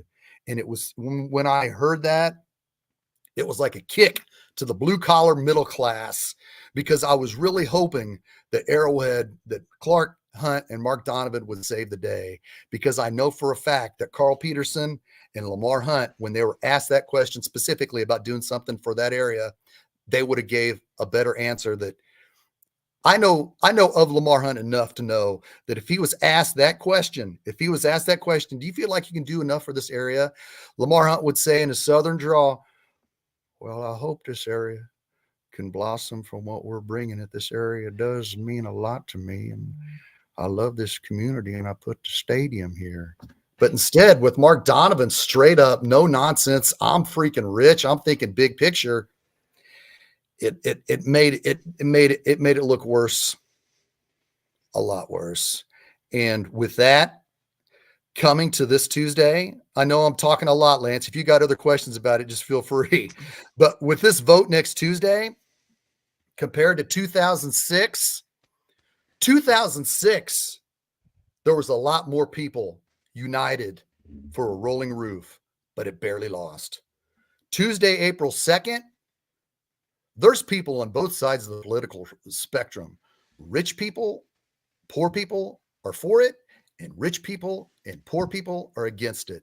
It is in chaos. And like I said, John Sherman talked to the people down in the crossroads on Thursday, hoping, and he said, I won't put it on Oak Street.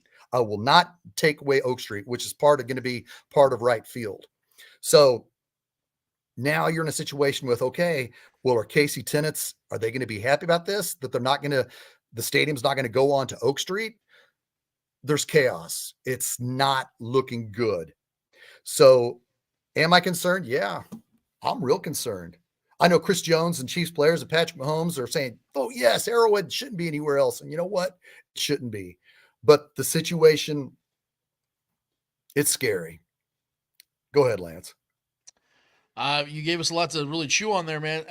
It's not so much a question for me. I guess I have a question at the end of this, but a reaction to your take is what I've been waiting to do, because I didn't really know where you stood on it. You and I really haven't talked a lot about it. I had my assumptions, and what you said was what I was expecting you to say, and I respect it, because everything you just laid out was your life perspective, your experience, and something Trevor and I expressed on the show weeks ago when I broke this down after the initial proposals from great. Clark Hunt and Mark Donovan. Thank you.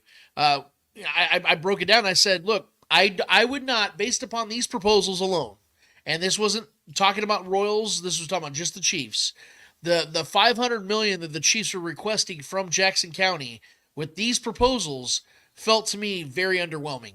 And I said on this show, if Jackson County decided to vote this whole thing down based upon this alone, I wouldn't blame you. Because if I was a Jackson County resident, I don't know if I would vote for it. Because to me, the fact that the rolling roof wasn't even equated in this time around tells me that Clark Hunt, if I'm being honest here, because I do believe his father's legacy means a lot to him, I don't think that it is the number one priority, though, to obtain, to maintain, is the legacy in place. Because I think that Clark is now looking at this as, we're building a new legacy, and this is the greatest era of Chiefs football, so we're going to do what's best for the business side of things. And it's ironic because Clark has also completely shunned the idea of revamping and redoing the training facilities, the practice fields, all that stuff. And I think about all these things from just the Chiefs side of things, Shane. I can't help but think, and to your point about Mark Donovan, what he said about the area, he literally said this area is not worth building upon. That Raytown Independence area, it's not worth it to us to try to build entertainment out here, because it just has not worked in the 4 or 5 decades that complex has been what it is. And I hear these things, and I can't help but think that they put this half-assed, I'm going to say that, you didn't say it, I did, half-assed proposal together, and then asking for $500 million from you guys in the hopes that you do vote it down. Because if you voted down, they're not the bad guys, because they tried to keep the stadium where you guys wanted to stay. So when they do move to Kansas after the vote gets voted down, then the amenities that are built in at the Legends and all these other things, the gambling that will go into that, the revenue from the gambling on the Kansas side, will give Clark Hunt all the justifications to build his dream facilities, his dream stadium. How he would want to do it now in today's world, because his father built that stadium 50 years ago. So I think that's where Clark's mind is at. And like you, I don't know these people, so I don't want to speak for them, but I have my theories. When it comes to the baseball side of things, Shane, I'm going to be honest with you. I completely understand the sentiment about the K and the memories and all those things, but you know who else talked about that? And about how, like, he met his wife there, and all my childhood memories for being at the K. You know who else had that thought, that memory? John Sherman. the owner of the Royals who is trying to and will successfully move them out of the K inevitably. Now, the question is, where are they going? See, this is the problem here. A lot of people are voting no in the hopes that they will save the K. I'm not saying that's what you're saying, but the problem is they're moving one way or another.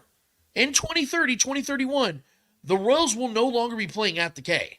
So now the question is, are the people that live in this area, are they willing to fork out that $1 billion to keep this team in this region? Because everyone assumes when the Royals, like the Chiefs, oh, they'll just go to Kansas City and they'll go to the Kansas side and I'll still be able to go see games. That's not the same situation with the Royals, because according to what we're hearing, cities like Nashville are heavily interested in getting a baseball team. And John Sherman knows they would fork out the cash over there in Nashville that maybe Kansas City, Missouri residents, Jackson County in particular, wouldn't want to fork out because of also the businesses, because everything you said, I've heard all these things as well. But sometimes controversy comes with progress, and progress comes with controversy. And I understand that shooing these businesses out of that area is not the popular thing to do. Just like it wasn't the popular thing to do when they moved in the T-Mobile Center, which I believe was originally called the Sprint Center, now T-Mobile Center, and we're seeing the revenue that's brought into this city. It was controversial at the time, just like this would be.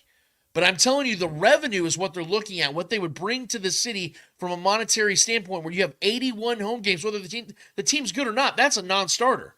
If you have a pro baseball team in your downtown area, your downtown is going to flourish. You look at every single major league ballpark that is in a downtown area, they're all flourishing. Look at what the Reds, a horrific franchise. Go look at the pictures from their Twitter accounts from 2 days ago, their opening day. You can't see street. It is all red dots of human beings walking around the stadium in the downtown area. That is money. That is cha-ching. That is what John Sherman and his shareholders are looking at. And John Sherman is a local dude, so he's looking out for his best interest and his city's best interest. So it might not be a popular thing, and I 100%, if I was in your shoes, I would feel the same exact way. But we have to understand, regardless of what happens on April 2nd, in 2031, the K will no longer be there. And the only way the Arrowhead can stay there is if the K is gone. So these are really tough times for a lot of people to process, but these are the times we're going to have to start accepting here. And this is the shitty thing about business, man, is when Glass sells the team and you bring a guy like John Sherman in, you knew that progress was going to be inevitable, because he's going to want to change things and create his own legacy here in Kansas City, especially as a guy from Kansas City. And his goal was to get that downtown ballpark. And we've been talking about this for a very long time. And I think that the inevitable was there from the moment John Sherman signed that dotted line, man. He was going to get a downtown ballpark. And if the people don't want it, that's fine. But I'll move a team where I see fit. And it may not be Kansas. It could be. It could be Johnson County. It could be over there off K10 and Ridgeview, or like they talked about with the Chiefs almost 20 years ago. Or it could be Nashville. It could be a lot of other places. And with the Chiefs, I think Kansas is inevitable if this gets voted down. So it really comes down to, what are Jackson County residents wanting? Are they wanting to pay and see those rich assholes take their seats down at the bottom, but at least they still have their stadium, their team in their area getting that revenue? Or are they willing to let Kansas inherit that and get a plethora of billions and billions of dollars for the next 40 years? That's the question that we have to ask here. And so with all that considered, and I don't want to put you on the spot here, Shaggy, but if the vote came down, if you're comfortable answering it, are you voting it down or are you voting it up? I'm still doing my homework. I'm still doing my research. I don't want to use my platform to tell people what they should and what they shouldn't do. I think I was really upset because in 2006, when Bob Pesco was coming on 8:10 in the morning at 6 o'clock, telling people as an outsider to vote no on the second part, as well as Keatsman. That was discouraging, because people don't tune in to hear us tell us to vote for anybody. We may say what we feel, but I'm not going to tell anybody to vote yes, and I'm not going to tell anybody to vote no. I understand both sides because they both bring up a good argument. But to your point, Lance, about the ballpark going downtown, the Royals, I knew that. I knew once that groundswell came up in 2006 that it was going to happen. I knew the Royals were going to go downtown, but the talk about the Royals moving downtown is what screwed the Chiefs in that area expanding in 2006. Because like I said, if that vote would have passed, we've already had a Super Bowl here, Final Four here. That area would have been huge, and we all would have been happy. But You also had the people, and when I talked to you about this, when I was on with you, Eddie and Trevor, 2 years ago in August, I said, you're going to have the Jackson County saying, I ain't going to pay for that. Let the millionaires pay. And you're also going to have the people who do their real homework. They're going to do, okay, how does this honestly work best for me here in Jackson County? I know the Royals are leaving, but could the Chiefs, I don't know, maybe get a Super Bowl? Maybe Lamar Hunt knows, like you said. And like you said 3 weeks ago on the Spoken, you said, I believe, this is your words, Lance. You said it yourself. You believe he put a half-assed plan together so he knows people will vote it down. So that's something you got to consider. But I'll take it a step farther, Lance. When you guys hit it out of the park on that show, I thought, man, that's what they're going to do. They're going to go to Kansas. But this is a reality check, folks. This is something we need to wake up and think about. Tuesday, if that vote loses, and everybody just assumes they're going to go to Kansas so they can have legal gambling and whatnot, you know what's going to happen with the Chiefs over the next several years? The Chiefs are going to be freaking continue to rise and be the team, be the not just America's team, the world's team. And the price of the Chiefs are going to go up. And if the lease ends in 2031, Clark Hunt's going to want to have a new stadium set up and ready to go by 2032. That means realistically, in 4 years, Clark Hunt is going to have his stadium plan ready and start making. By mid-2028, early 2029, Clark Hunt's going to have the construction going in that stadium, in that area. Now, Lance, I know you've heard Bob Fesco on 610 talk about a specific spot that the Chiefs have already secretly found and yada, yada. We'll see if that comes to fruition. My take is this. The hardest thing for Clark Hunt to do, I believe this wholeheartedly, the hardest thing for Clark Hunt to do will be to leave Jackson County. The easiest thing for Clark Hunt to do by year 2028 is to look at the best offer across the freaking map. Yes, he'll look at Wyandotte County, Johnson County, but you know what? By year 2028, when the Chiefs win, I don't know, maybe 1 or 2 more Super Bowls, San Diego might become a good option. I don't know, maybe Vancouver, get some NFL in Canada, 3 hours north of Seattle, maybe Louisville, maybe some obscure freaking city in the United States. My point is, with Patrick Mahomes and this team in 4 years, man, everybody's going to love the Chiefs. They're going to be the freaking most coveted free agent city anywhere. And I know Lance and Trevor, you guys think, they'll go to Kansas. They'll go to Kansas. He's not going to leave Kansas City. You can kind of assume that, but you can't automatically assume that, because the Chiefs kingdom is not only solid in Kansas City, it's solid all over the United States. And when Patrick Mahomes is freaking racking up stats and Super Bowl rings, if you think, he's just going to go to Wyandotte County, think again, because it'd be easy for Clark Hunt to go to Wyandotte. It'd be easy for him to go to San Diego and any other obscure city that we're not thinking right now in 2024, that he'll think about in 2028, that he's going to want a stadium built in 2032, where he's going to want that stadium. Don't stick your head in the sand, folks. Art Modell left Cleveland in 1995, a hardcore fan base. In 1983, the freaking Baltimore Colts snuck out overnight to go to Indianapolis. Regardless of how real or historic your franchise is, don't think that billionaires won't do billionaire things, because billionaires will do billionaire things. And if Clark Hunt's sitting there looking over all his options for the next 4 years, if this vote doesn't pass, don't think that Wyandotte County will be automatic. Would it be awesome? Yeah. But when you hear Mark Donovan talk about, we need in-zone suites and we need stuff that only freaking millionaires can pay for, don't think that he's not thinking a big picture. So we're not going to know until 2028. Don't get me wrong. I'd love for it to be Wyandotte County in 2032. But don't think that he won't pick some obscure city, because billionaires do billionaire things, guys. Joe, do you have anything you want to add to that real quick? Because I have a response to what Shane's saying, but if I don't want to leave you out here in the. No, go ahead and respond, and I'll throw something in a little bit. Okay, well, because I love the fact, Shaggy, you brought this up, because I love the conversation about what best suits the Chiefs as opposed to the Royals. And see, we all know here, all three of us and everybody that's watching this, I'm assuming that you guys watch both these sports, at least at a casual level. We know that the NFL is global. Just like we know that baseball is regionalized more than ever. When we were growing up, baseball was a little bit more of a global sport. They had stars, they had guys they marketed really well, and the NFL was still, I mean, it was getting there. Clearly, the 90s, I mean, football was very popular, but it wasn't where it is now. And football has just overtaken everything. Football is king. And when it comes to a team like the Royals, they need things the Chiefs don't. They need a region that's going to stand behind them and continue to support them. That's why having a downtown ballpark for baseball teams makes so much sense, because you have so much surrounding it, businesses that naturally you're going to have anywhere and any given day, 10 to 30 to 40,000 people surrounding that ballpark. So you have people that will literally walk up to the stadium and pay for a ticket and go to the game, or vice versa.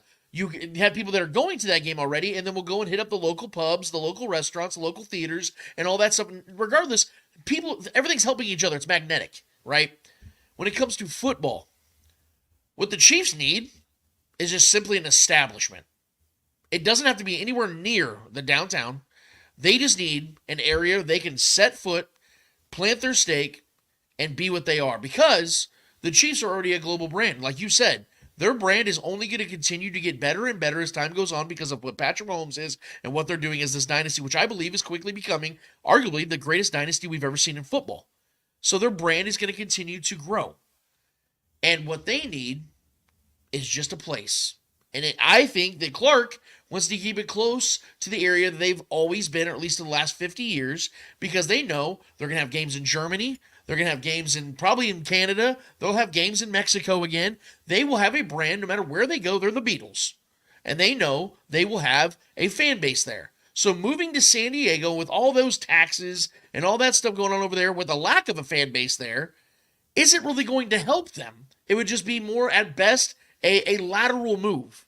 They could stay centralized in Kansas or Missouri and continue to flourish the way they have, because when it comes to the NFL, it doesn't matter what market you're in. Because if you look at the majority of the best teams in the NFL on a consistent basis, it isn't the biggest markets. In fact, the majority of the biggest markets are the teams that have sucked the most. And it's a brand thing. And I think the Chiefs are becoming that brand, that mogul, to where it doesn't matter where they play. Clark Hunt knows he has an established fan base here in Kansas City that sells out every home game, that is loyal to this team, no matter which side of the state line it would be on, and they will continue to grow that brand all over the freaking map, all over the freaking world. And that's where I think it's the differences between these two teams and what they need. And that's why I think Nashville is a legit option for John Sherman and the Royals if this gets turned down, because he needs a downtown ballpark to continue to make the money he needs to make for this baseball team. Otherwise, he's going to have to be cheap just like Glass was. And I don't think that's Sherman's intentions, because he said himself, I will pay 50% of this. I'm putting out $1 billion of my own money to make this happen. He's showing the Kansas City natives, just like he is, I'm serious about making this happen. Are you guys serious about helping me make this happen? Trevor, what are your thoughts? Yeah, so I tend to see the life philosophy and the business philosophy behind this whole entire situation. Change is inevitable. Change also makes people very uncomfortable. Yeah. Especially when there's emotion tied to it, especially, Shaggy, with, your memories of the K, things like that. It's never going to be easy. But the thing about life is there's no such thing as solutions. There's only trade-offs, right? You give up one thing to gain another, but you also lose some things in that process as well. There's always a give and take. There's always a pros and a con. When it comes to the Royals, I think we know that change is inevitable.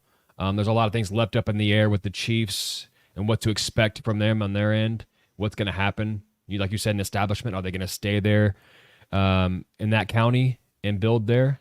Because I think we know the Royals are gone one way or another. I think we've established that. I think we kind of all agree that that's probably going to be taking place. Where that takes place, whether that's the downtown, the West Bottoms area, or how is this going to affect small businesses? This is what I'm talking about, the give and take, the trade-offs, no real solutions, because there are small businesses that will be affected by it negatively. But I think overall, I think a downtown baseball stadium would only be good for the city. I think it would only benefit, even if those small businesses have to relocate and stay in that centralized area still, and they build on that. I'm sure there could be, things worked out with that. But overall, as far as what's best for the city, I think it's simple. I think a downtown stadium is better for the city as far as economically. Maybe at first it might be a little rough, and obviously the change will be tough for people to accept. But I think with the Royals, there is real traction if we shoot this down. The Jackson County people shoot this down. I think they are going to be looking elsewhere, and not the metro area for the Royals. I think the Chiefs. I'm gonna reel in the whole San Diego take. I love San Diego, but no way in hell do I see Chiefs Kingdom leaving the metro area. Me being a 913 guy, a guy from the Kansas side and a Wyandotte County resident, I would not hate the Chiefs coming over to this side, but I also understand it doesn't matter to me. I want what's best for the team. That's where I'm at personally. I want to see the team flourish. I want to see this brand continue to grow because I am loving the success that Patrick Mahomes has brought, that Andy Reid has brought, and this whole new regime, this whole new chapter in this book of our fandom has brought to this city, in this metro area as a whole. And I think they deserve the best. And if that's a new stadium on the Kansas side, if that's a new stadium somewhere else on the Missouri side, outside of whichever county you want to say they're going to be in, I want what's best for them. I want Trevor, what's best for the team in general, and that's where I'm at. Trevor, you made a lot of good points. And the only reason I said these obscure cities around the United States is because I've done my homework on the Brooklyn Dodgers and how they thought their fan base and the core of their fans said, Brooklyn Dodgers, they left Brooklyn, 15, 20 years before I was born. So I looked that up, and the core of their followers say, I never thought they would leave. I can't believe they left Brooklyn. The St. Louis Cardinals left after 86. And they said, I never thought everybody with historic teams like the St. Louis Cardinals, the Baltimore Colts, the Cleveland Browns, they all say, and those teams are historic. Every team I just mentioned there is historic. They all say, man, I never, ever thought that they would leave this city. That's the only reason I'm going to assume anything can happen because of the Chiefs' continued rise. Do I hope if this vote loses Tuesday that the ultimate fallback is Wyandotte County? Yes. But I greatly remember, and I've done my homework, I've done my due diligence on Brooklyn, on Cleveland, on Baltimore, on St. Louis, how their stadiums and their franchises bolted. So I look at that and I think, you look at those diehard fans with those historic teams, they had to take it. They had to take it. And that was hardcore.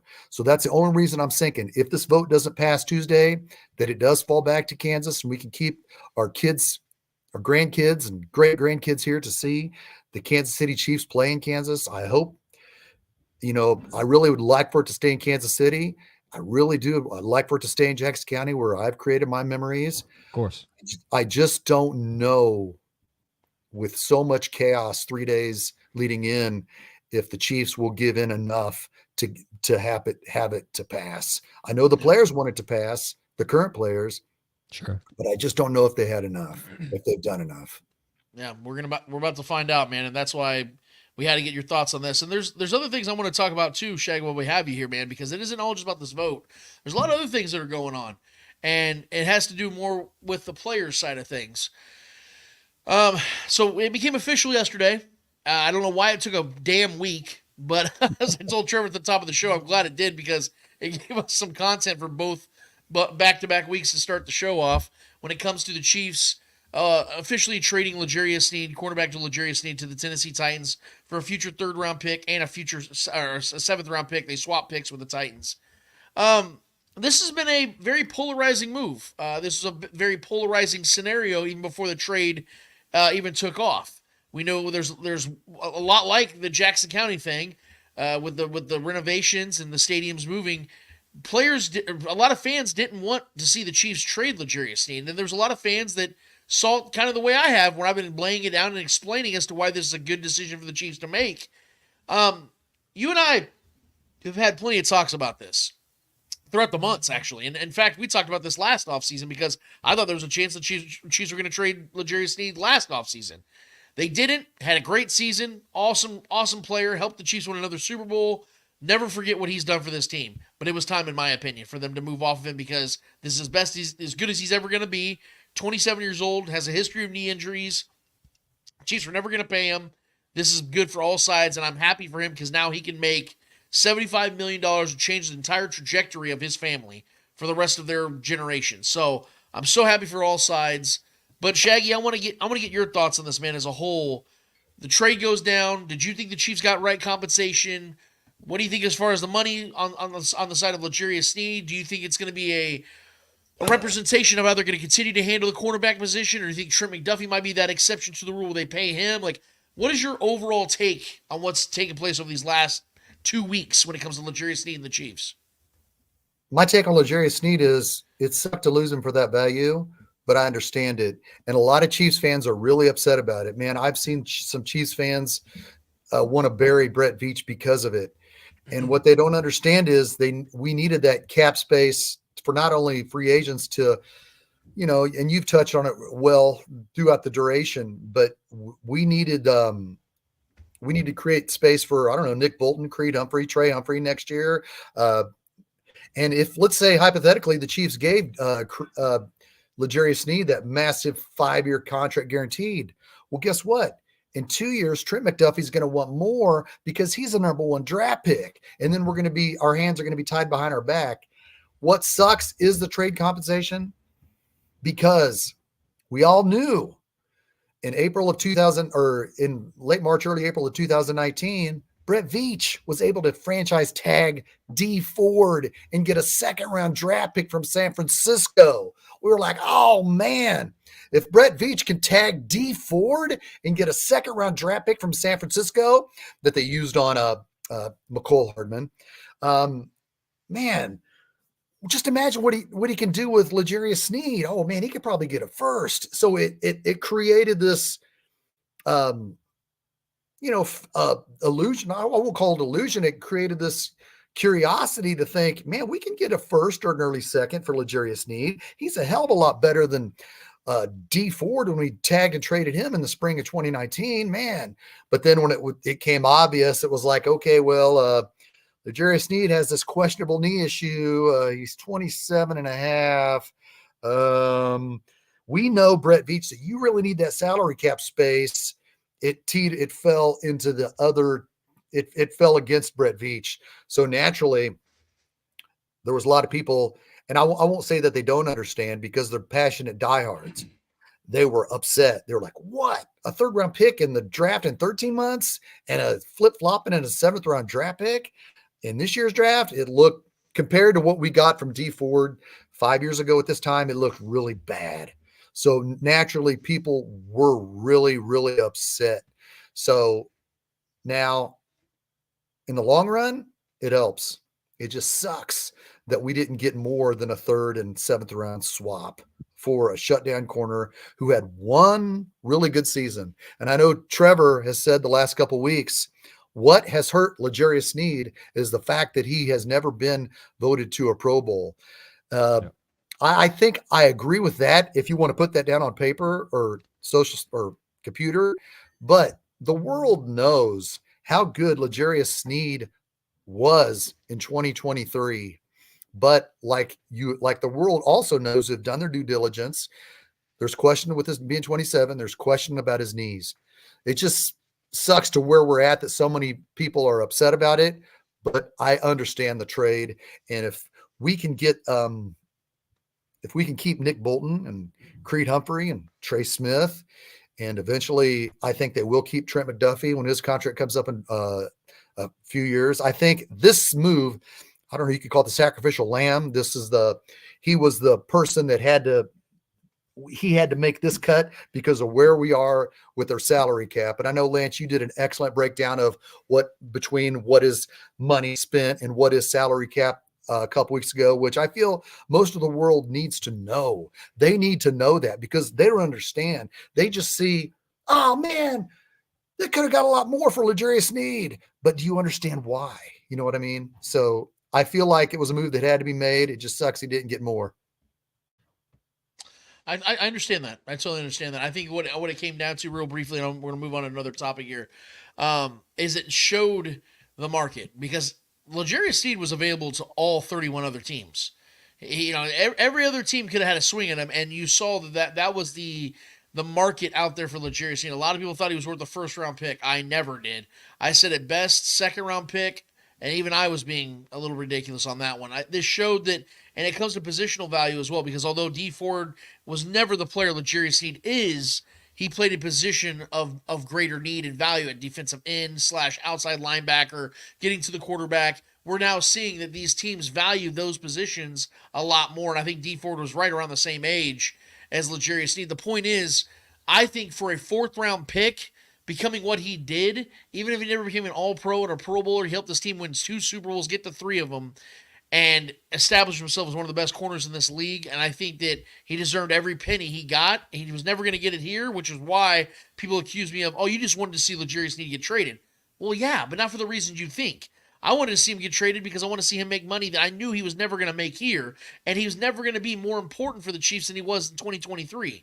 And if we're being honest here, 𝙂𝙂𝙻 𝚂𝙿 was only the best corner on this roster for maybe one season, because this last season you could make the case Trent McDuffie was their best corner because he was the one that made the All-Pro. So 2022 was that 1 year, because 2021 Charvarius Ward was still here, and he was a baller, and he got himself a $40 million deal in San Francisco. So I'm happy for 𝙂𝙂𝙻, but I'm also happy for Brett Veach for making the only choice that he really had to make when it came to what he was going to do with 𝙂𝙂𝙻. I never saw them signing him to a long-term deal, and that's exactly what happened. So this almost feels like old news now, but we haven't had you on the show since this happened, Shaggy, and I want to talk about it briefly or as long as you want to. It doesn't matter. I got all day. But the Chiefs still made the best acquisition of the offseason. They signed Chris Jones. He's the best player to be signed this offseason. And not just the best player, but he solidifies something that we've all talked about here for years now. He's the one piece that Brett Veach has always been able to bank on when it comes to building his defenses. He's been able to keep his defenses young and cheap because he's always had Chris Jones to build around. Well, now that's not changing anytime soon. No. Because Chris Jones is here for another 5 years. Yep. And he's going to retire a Chief, and now that makes us all happy. So now the approach going into this draft, I think Brett Veach keeps it very similar. I do believe that you're going to maybe see a couple more offensive selections than other years, but I definitely think he's going to stick true to his methods. I definitely think you're going to see a cornerback, probably a linebacker, edge rusher, defensive tackle, guys like that. You're going to start seeing some of these other pieces getting drafted as well, because I think the Chiefs are going to have around 8 picks when the draft gets here. But seeing Clark Hunt, because we talked about you mentioned it, about how I mentioned the difference between cap spending and cash spending. What Clark Hunt did in this with Chris Jones, he should be commended for. He should be adored for, because he did something he's really never done before. And that's went out there and signed a big-ass check for somebody not named Patrick Mahomes. We know this franchise has been very conservative with their cash spending. In fact, they've been one of the lowest for the longest time. He just gave Chris Jones $72 million at signing. So this was a humongous deal for not just the team on the field, but for the front office and the culture of this franchise. And Clark Hunt saying, oh, you guys think I'm a cheap ass? I'm getting these F- on these grades. Here's Chris Jones, $72 million. Bam. Go get that new house you wanted. Go to Leawood and go get that new house. What was your thoughts on this? Because like I said, I know it feels like old news now, but it's not. This is still one of the most important acquisitions, if not the single most important acquisition of the offseason in the NFL, man. I'll be short and quick with this one. I bought this jersey last July. Well, let me tell you this one. First off, this is the first Chiefs jersey I ever bought. Harvey Williams, when he was a starting running back back in 1993. I know he went to the Raiders. He had 3 good years with the Chiefs, and he went to the Raiders. I'm proud to call Harvey Williams a friend today. He's been on with us at Arrowhead Allies. He's a great guy. But anyway, I'm glad to call Harvey a friend. Thank you, Harvey. I love you. Never shave. Chris Jones, when I bought this jersey, I bought it in July last year. I said, oh, man, he's about to get paid. I want him. And every time that you've tweeted, Lance, I've freaking followed you. What's it called when they follow you to be obnoxious? What's it called when I follow you too much? A nauseum? Obsessed? No.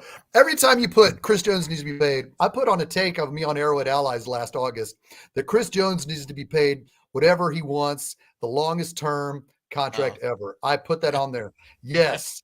I said he's got to be the longest. So I'm all for that. So heck yeah, baby. I love Chris Jones being here. Thank you, GM, Brett Veach, Clark Hunt, whoever, how they made it happen. It had to happen. He's the first ballot Hall of Famer. Man, I love Chris Jones being on the Kansas City Chiefs. And nothing more to be said about that, baby. I'm just freaking happy. Absolutely. I'm happy. I You love better be it. happy. I love it. Somehow, some way, it was a controversial thing last offseason. Now we're seeing it. Everyone's like, "Oh yeah, of course, you got to sign Chris Jones." Yeah. It's like you're trying to trade him all last offseason. I don't understand how.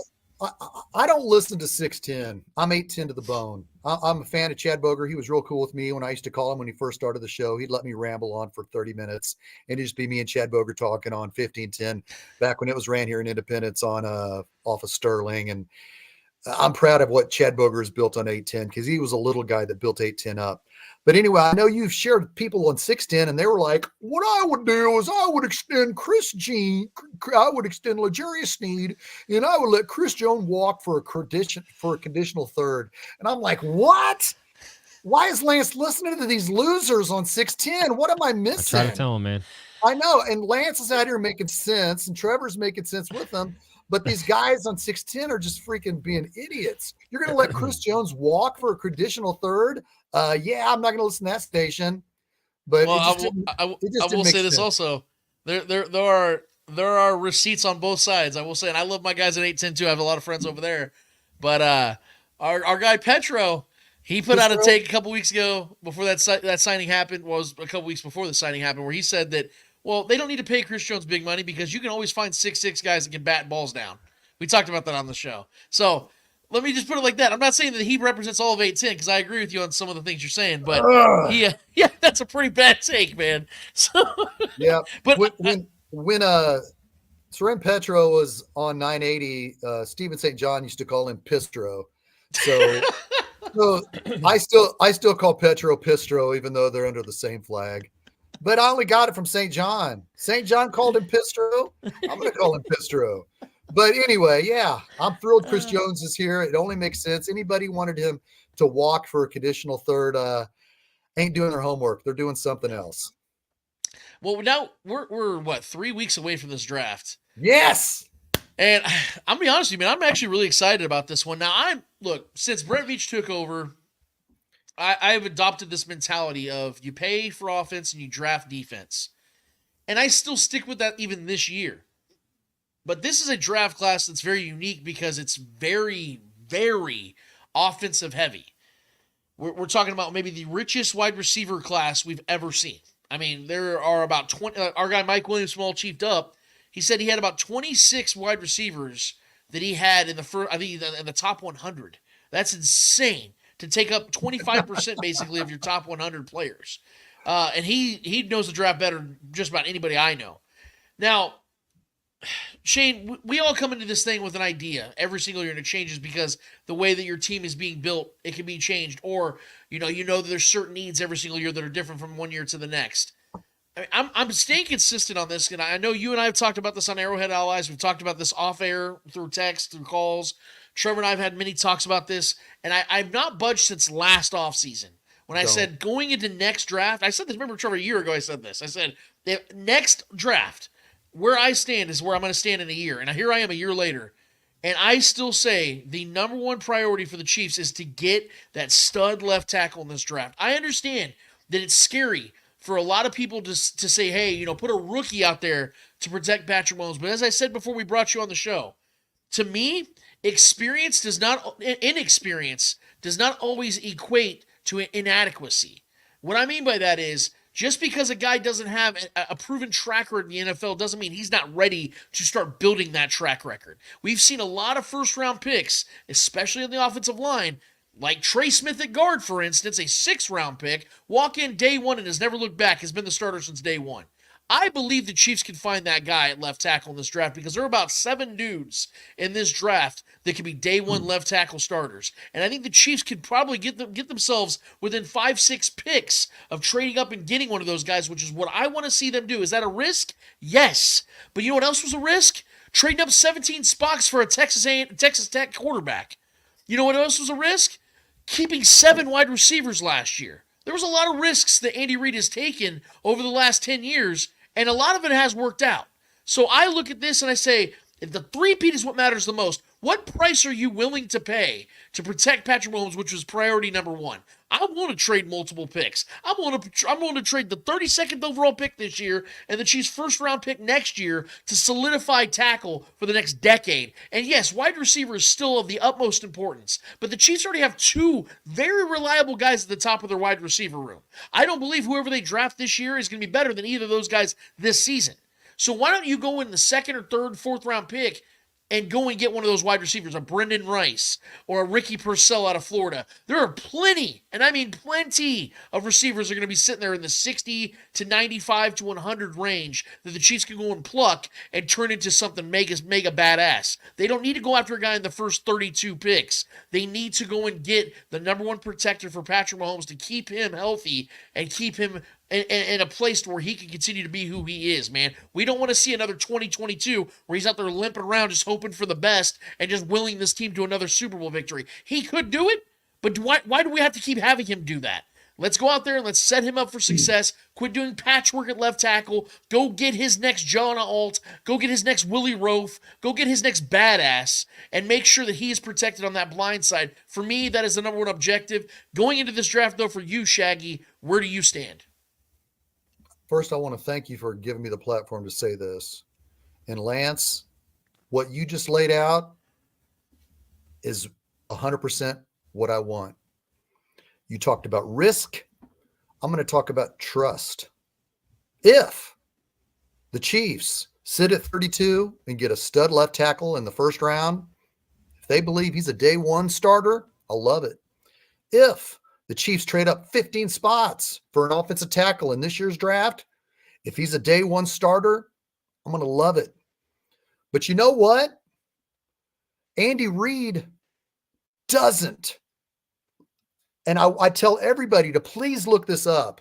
I know I'm nobody on Twitter. I don't really try to tweet much. I just watch what you're saying. But what nobody's talking about at all, nobody, and I mean the big freaking Twitter followers like you, like many, they're not talking about throughout Andy Reid's 24-year head coaching tenure, he's never started a rookie at left tackle consistently until Wanya Morris. Andy Reid's first year as a head coach in Philadelphia in 1999, he didn't need to start bringing anybody else because he had Trey Thomas, who was the 11th overall pick in the draft at left tackle the year earlier. So we had Trey Thomas from 2000 to 2008. In 2009, going into the draft, the Philadelphia Eagles had the 28th overall pick. They traded it to Buffalo for Jason Peters. Jason Peters ended up being the starting left tackle for the Eagles from 2009 to 2020. Okay, so trust. Does Andy Reid trust a rookie? Well, in 2013, Andy Reid had the number 1 overall pick in the draft. Who did he take? Eric Fisher, left tackle. By golly, he's going to be a future left tackle. But you know what? We got Brandon Albert sitting there. Well, Brandon Albert's going into his last year of his contract, and he's going to become a free agent. So he thought, okay, well, Eric Fisher is going to be Brandon Albert's backup at left tackle. Well, throughout the 2013 season, Brandon Albert only played 12 games. He missed 4 games. Who was the left tackle when Brandon Albert was out? It was Donald Stevenson. Eric Fisher only got to play limited snaps or limited games at right tackle. Why? Because Andy Reid didn't trust his number 1 overall pick to even back up Brandon Albert. Now, Lance, you're talking risk, and I'm talking trust. We're talking Andy Reid. Risk and trust. He didn't trust Eric Fisher to get any snaps at all. 0 at left tackle in Brandon Albert's absence. Okay, what happens last year? I think it was against the Chargers, or was it the Bears? Donovan Smith's knocked out. I'm like, oh, crap.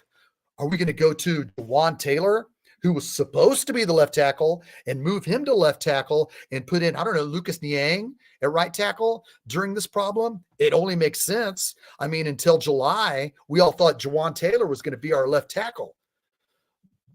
But he didn't go to, nobody said he's going to keep Jawan Taylor at right tackle. We thought, well, he's going to go to Lucas Niang. He's been sitting for 3 years. He's going to be the ideal left tackle to step in this emergency situation. No, Andy Reid done something that he has never done throughout his entire coaching tenure. And I'm going to tell everybody to look it up. Please look it up. I know I'm just the freaking loudmouth on YouTube. I'm not much on Twitter. Andy Reid didn't trust anybody else but Wanya Morris at left tackle, a rookie who didn't even play left tackle all the way through college. He trusted him. And the only reason Wanya Morris lost his starting job after 5 starts at the end of the season was because he had a concussion against the Chargers. For the Dolphins game in the playoffs, he was out with the concussion, so they put Donovan Smith back in. Because like I said, Wanya Morris went out with a concussion that final game against the Chargers, so they had to have a starter, and it made sense. Donovan Smith came in, and he played well. Then when it was time for Buffalo, Andy Reid had to think, okay, do I want to go to this rookie that I've had start the last 5 games, and he's done good and bad. I know he was bad against the Raiders, but everybody was bad against the Raiders. The freaking medical bench couldn't even hold up Isaiah Pacheco. It fell down when he laid on it. Everything was bad with the Chiefs on Christmas. But Andy Reid had to think, okay, we're going to Buffalo. Do I want to put this rookie back in who has grown with me, had good and bad, or do I want to go to Buffalo with Donovan Smith? He went with Donovan Smith. So the worst thing that happened, again, the Chargers game, in my opinion, for us to not talk about Wanya Morris or to not think he's a viable option is that he got a concussion, because he would have been the starter going into the playoffs. And damn it, Lance, I agree with you 100%. 100%. If Andy Reid says, damn it, I know Wanya Morris is the only rookie I ever let play day one, but I feel this guy sitting at 32 or this guy sitting at 20 that I'm going to trade up for is going to be the man, then if Andy Reid believes in him and he's a day one starter, I want him to start. But I don't want to draft a left tackle in the first round with whatever pick if he's not going to start. If he's going to play, well, we're going to work him in at right tackle a little his rookie year, and we're going to have these other guys play left tackle. I want him to start. I want him to be a factor. I want him to protect Patrick Mahomes' blind side for the next 7 years. I want what you want, Lance. Trust me. I want what you want. People think I'm biased because we had Wanya Morris on Arrowhead Allies last summer, and he spent 45 minutes with us being super cool. So, yeah, I guess you could say that. But still, you can't deny the fact that Andy Reid, we're not talking Wanya Morris. We're not talking whoever's available in the draft. We're talking Andy Reid. The only rookie he's consistently started at left tackle throughout his entire 24-year head coaching tenure is Wanya Morris. So if we do risk it and take that offensive tackle, he's got to start day one. But for your wide receivers, I love them. Yes, let's get them. But that's my take. What do you think, Trevor? Talk to me, buddy. No, I mean, me and Lance are pretty much on the same page as far as wanting to get that long-term left tackle solidified. That would be ideal because there's a lot of talent in this draft in particular.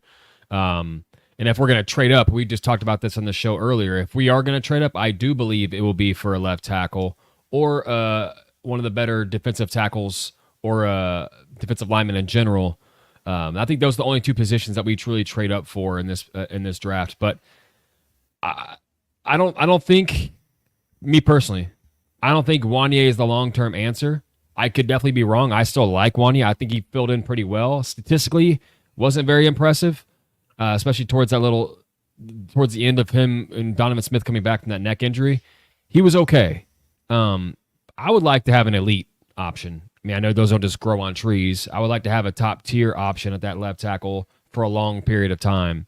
I know we thought Orlando Brown was possibly going to be that. I think if the Chiefs believed he was going to be that, they would have paid him what he wanted to be here. But we let him walk, and we enjoyed his services. But I think there is something missing on this offense, and it is having that true left tackle that is to grow with Patrick Mahomes, because it's kind of been a revolving door, unfortunately, for Patrick Mahomes. And for his career's sake, I want him to have that guy that you talk about trust. I want him to have that guy that he can truly trust on a night in, night out, play in, play out, snap in, snap out basis. And I think there's some good quality guys in this draft that we can do that. If we do trade up, I'm hoping it's for that position. What do you think, Lance? That's where I stand. And look, the things you said, Shane, make total sense. I mean, you're sitting here talking about, you know, the trust and risk, and for me, I look at the trust and risk being in parallel when it comes to Andy Reid, because Andy Reid has been known to be a coach that is always trying to stay one step ahead of the competition. When everyone else is zigging, he's zagging. He's always trying to stay ahead of the competition.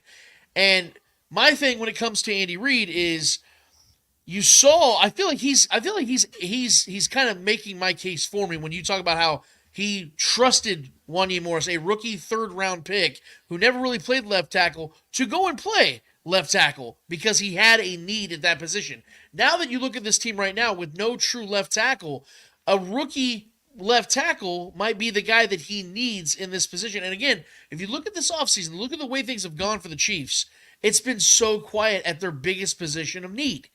This is their biggest position of need now that Chris Jones is locked up. They signed Hollywood Brown. All of a sudden, their biggest area of need is offensive tackle, and it's not even debatable.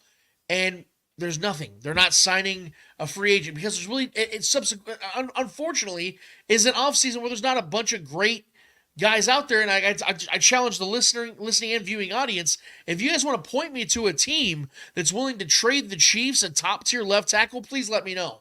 Because it didn't happen last offseason, and it's not happening this offseason. So although it might be an uncomfortable, unprecedented move for Andy Reid, when you coach this long, you're going to eventually make unprecedented moves. Because like we talked about this last season, kept 7 receivers, had never done that before.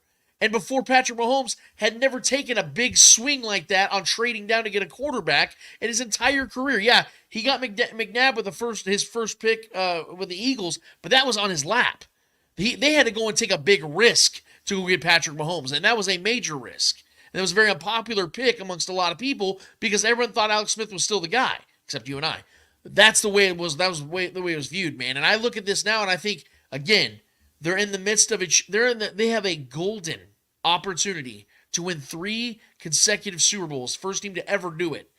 And if you can solidify that left side of the offensive line and not put a third-round swing tackle over there, not go and re-sign a 31-year-old Donovan Smith, but go and get a potential career great at that position, and you keep sprinkling in wide receivers here and going to get another tight end there and another cornerback here, this is the best team in football all over again.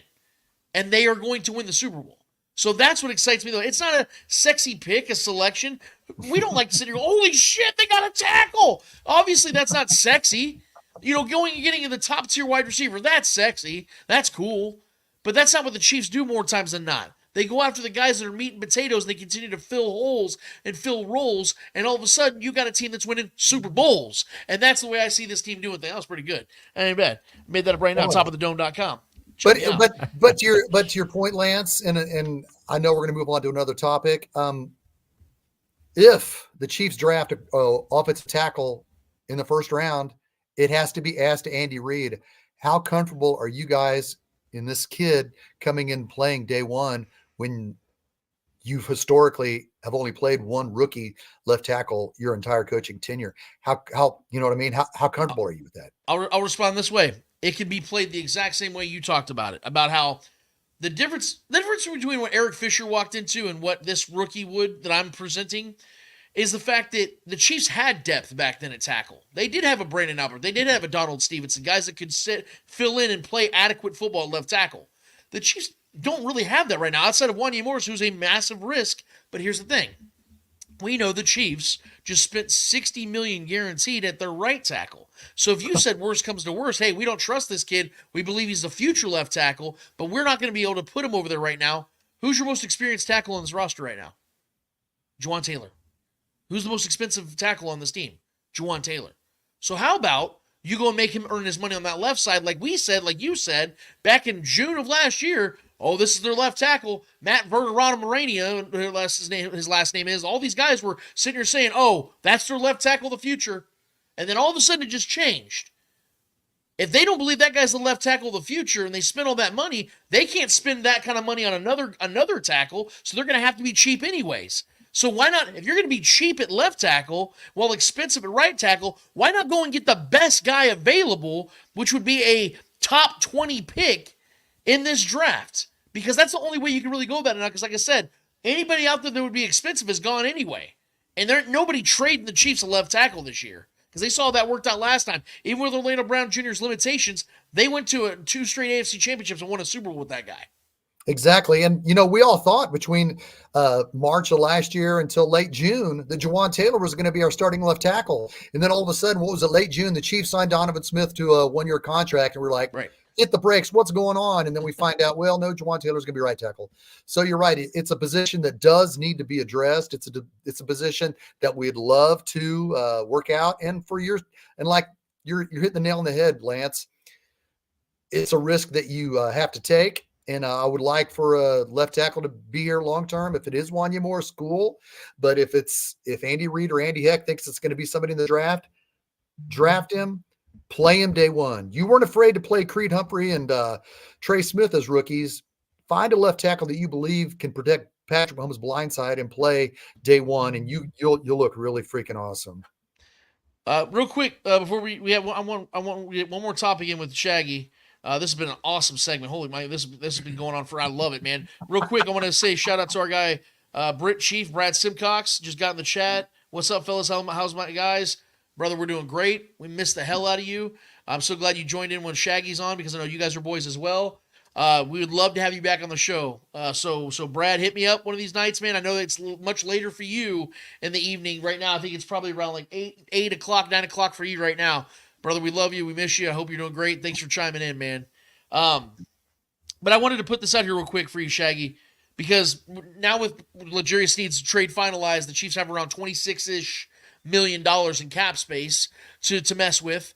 There's not a lot of huge names out there. There's not a lot of a big-time, big-swinging type of players out there for them to go get, which actually is a good thing because we know Brett Veach likes to bargain bin. He likes to go in there and check for those like $3 DVDs, that like the Chuck Norris collection. He likes to go for that. But those work, and they get the job done. And Brett Veach is getting that job done all the time with those kind of guys. I think he's going to do it again. I would like to see the Chiefs add another veteran wide receiver to this room.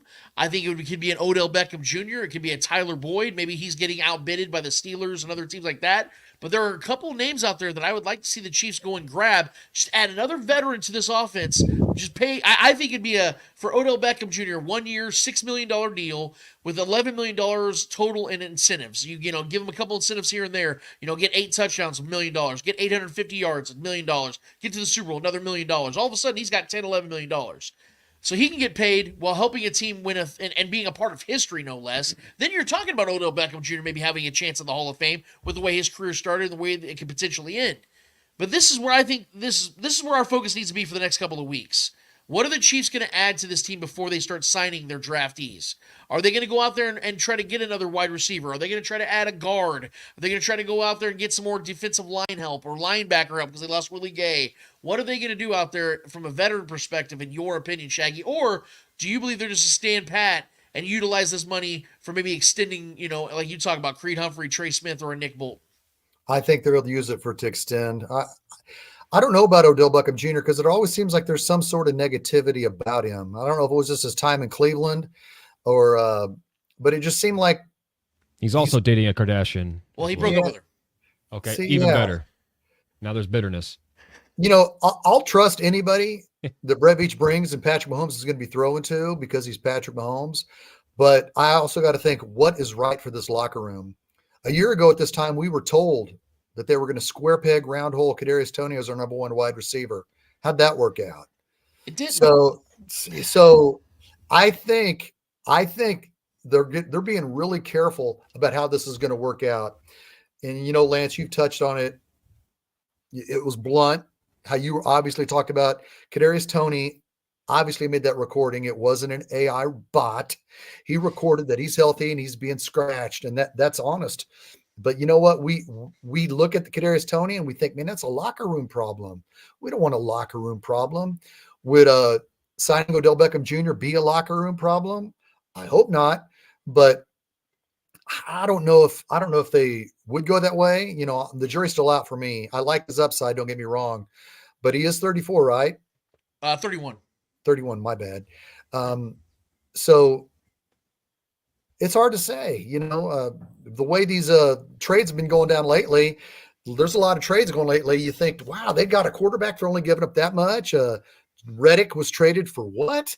From the Eagles to the Jets for that much? It makes me think that the Chiefs could trade a conditional third-round draft pick to Minnesota for Justin Jefferson. Can that happen, Trevor? I mean, in some parallel universe, possibly. I mean, there's these trades going on. You're thinking, what? They only had to give up this for that guy? Yeah. Am I the only one shocked from it, Lance? What do you think about these trades of late? I definitely think some of these trades don't make any sense, but I also think that some of these are cap casualties. I think that some of these teams are trying to shed some cap hits and get ready for the future. The Eagles are a team that are very confusing right now because, well, I get if you really think about it, it's not confusing because they just gave Jalen Hurts that massive contract. So they're going to try to shed some weight. Reddick's a hell of a player, so I hate to quantify him as weights, but I think that they're confident in these. The Eagles are one of those teams that have really invested heavily in the draft at their defensive line. So I think they look at it like that, where they're like, look, Jalen Carter and these guys are going to start to really turn these things on. And if we get rid of Reddick, we save a bunch of money. We're not gonna extend him anyway. Well, let's get whatever we can out of him. The Jets are a desperate team that are trying to win now with a 40-year-old quarterback. It just if you really start to say it out loud, it starts to make more sense than it sounds like. When it comes to the Chiefs, they can make a trade, sure, but I do think even if they make a trade right now, it's going to be for somebody that is not going to be like, oh shit, that's a big get. I think it's gonna be one of those like, oh okay, yeah, that's a solid guy. Like I don't have a problem with that. I think that as it gets closer to the draft, I think Veach gets a little bit more conservative, and that's what I think he's going to do here. And that's why I think signing a guy like Odell Beckham, who had an offer sheet by the Dolphins, still hasn't signed it, makes me believe he wants to play for a team that he thinks he can win another Super Bowl with. Because he was out there just chasing money, he would sign another one of those deals he signed with the Ravens this last year. And if you saw what he did last year, I broke this down on the show last week.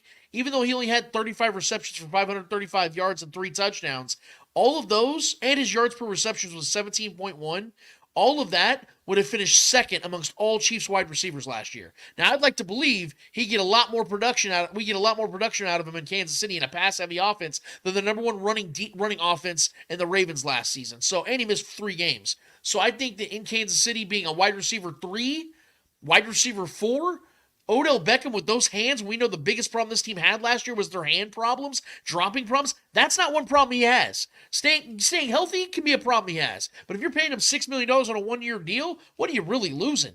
And you have a veteran like that knows how to get open, physically gifted like he is, Kim Kardashian less. Oh, sign me up. Sign me up. But isn't Odell Beckham Jr., wasn't he the one 12 months ago that screwed up the whole wide receiver market by taking that lucrative deal with Baltimore? Yeah, but that's not really his fault. That's the Ravens. They chose to give him that money. It's just like when the Raiders, like when the Chiefs had the deal in place for Tyreek, and then the Raiders decided, hey, we'll trade for Devontae and make him the highest paid, receiver of all time. That's not Devontae Adams' fault. It's the Raiders' fault for offering it, therefore destroying the market. You get what I'm saying? Yeah. So that's it really comes down. I always say, you are what your market tells you are. If there's a guy out there that I don't think is very good, but the market says he's worth $24 million a year, I'm going to go, well, I guess that's what the market says. I don't agree with it. Just like Mike Dana, I thought he was worth $15 million a year. It sounds like he might be coming back on a 1-year, $5-6 million deal with the Chiefs this offseason. So it's just weird how the market fluctuates, man. But it's a real living, breathing thing, man. So, but before we get you out of here, Shaggy, and my God, dude, you've given us incredible content, dude. I mean, really, we're gonna be utilizing this throughout the week because this is great stuff, dude. Just based on the vote alone. I do have a question for Shaggy.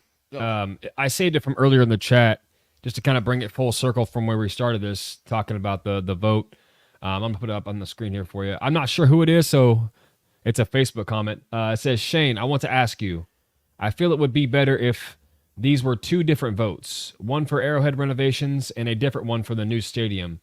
What do you think? And I'm in Jackson County and I will vote. And I urge everyone to vote, regardless of where you live. There are always issues in your communities.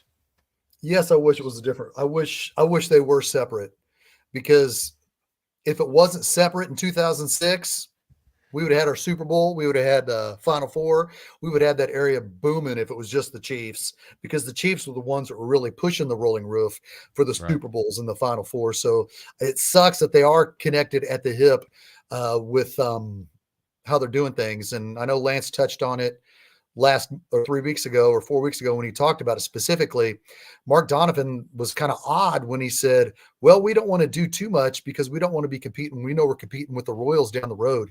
Your job is to compete. You want to be bigger than the Royals. You got to compete with each other, with each other. And the fact that Mark Donovan said, well, we don't really want to do that if the Royals are doing this, it made it sound like, do you really feel that way? Are we supposed to believe that? So yes, I agree. Having them connected at the hip, I wish they were separate. Yes. Gotcha. I think James T. Kirk had a question for Shaggy. He hasn't given it to us yet, though. Okay, so well, I'll say this real quick while we wait for the question. That question was from John Harrison, by the way. I knew that. It had to be from John. I figured it would be. Here we go. No. Yeah, go ahead. James has a question. Is Shaggy, how would you feel if the Chiefs moved to the Kansas side? Would it matter? I think you kind of touched on it already, but go ahead. I think James got in the show a little bit later. If it was a fallback to moving anywhere else around the United States, I would love it. Would you be happy for us, Shaggy? No. Just kidding. I think it would be, I'd be happy for your kids and your grandkids because I know you both well enough to know, yeah, it's good to have Arrowhead in Kansas, but look at those end zone suites. That's not Kansas City.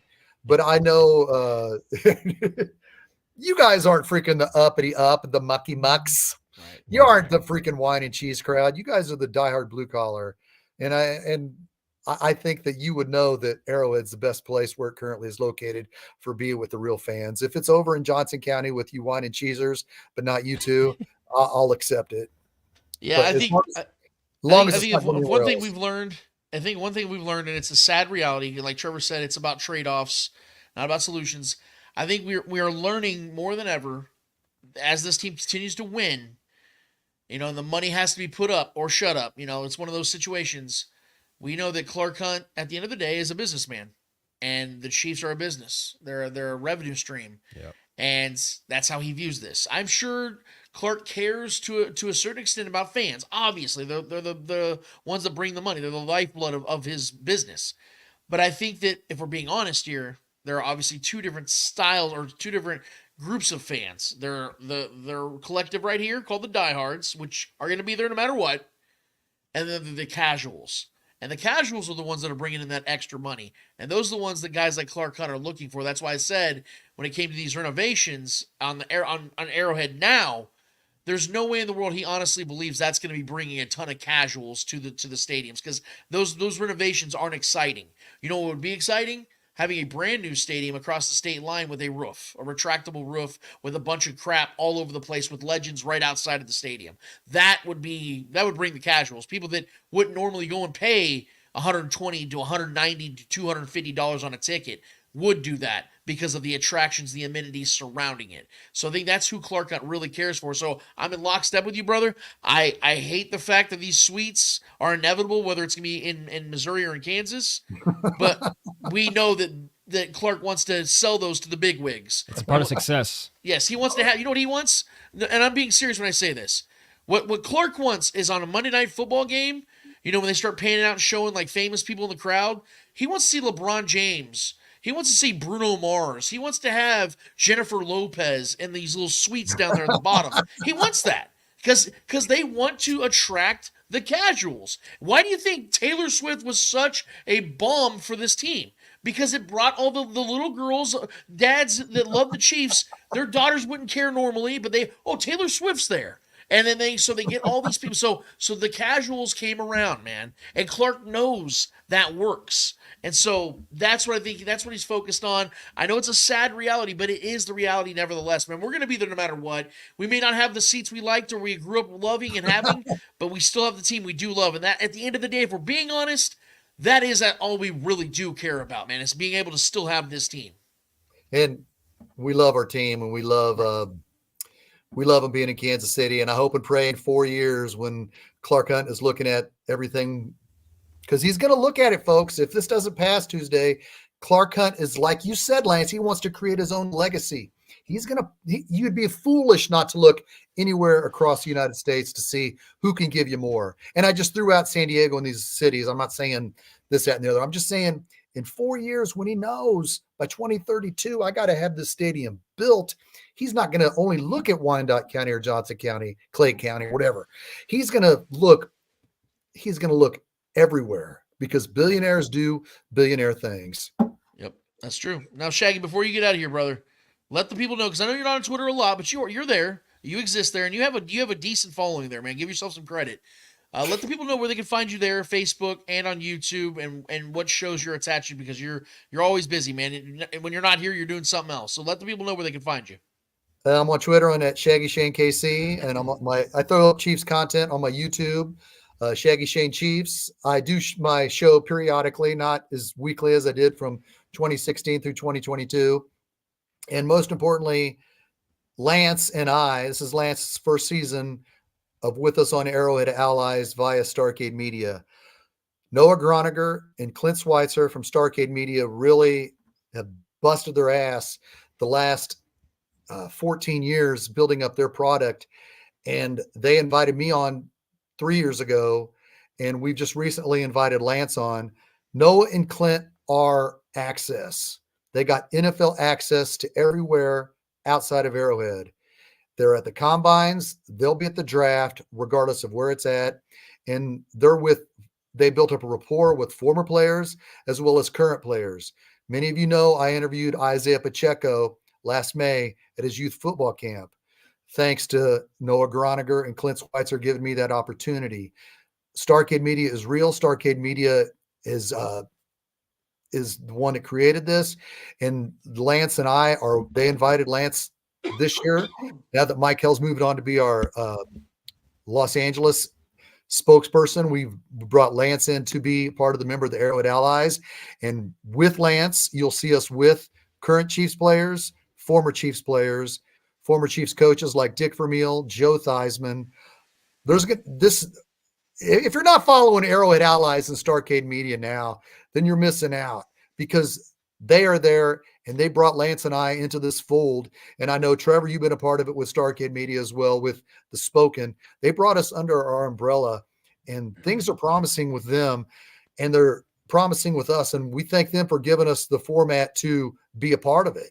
You know, that means a lot. So check out Starcade Media, check out Arrowhead Allies. You know, we're there, we're on the ground, we hit the ground running. And if you want to see what Chiefs players are saying, what former Chiefs players are saying, what NFL Hall of Fame legends are saying, tune into Arrowhead Allies on Tuesday. We're going to be doing our mock draft here in a couple of weeks on Arrowhead Allies. Lance is going to be on it, and he's going to be telling us about the best left tackle the Chiefs should play it up for, who's going to be worth the risk, and he's going to play day one. So I don't know if that's going to be April 9th or April 16th, but check out Arrowhead Allies on YouTube and check out Shaggy Shane Chiefs on YouTube for all of that. Lance, I'm thrilled that you are joining us this year. We love the knowledge that you're bringing. You know, you've been on one show with us so far. But before we break into the mock draft, you know, I want to tell you again, live in front of your audience, man, thanks for joining Arrowhead Allies, man. We love having you, dude. Oh, it's been a pleasure. It's been a blast. That was a great show. The creative freedom is what I love the most about being a part of Arrowhead Allies and Starcade as a whole. That's what Trevor and I love the most, because when they first pitched us the idea a couple of years ago, that was the first thing I asked Noah and Clint. I was like, are you guys going to be micromanaging, or are you guys going to let us do our thing?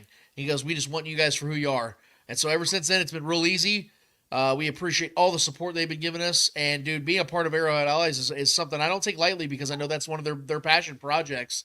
And when they pitched us that idea a few months ago, I was very much on board with it. So it's going to be a great next several months, because I know we're going to be talking about what this team's going to be giving us, you know, whether they're going to be a three-peat worthy team, what we think about it, how they're going to build it.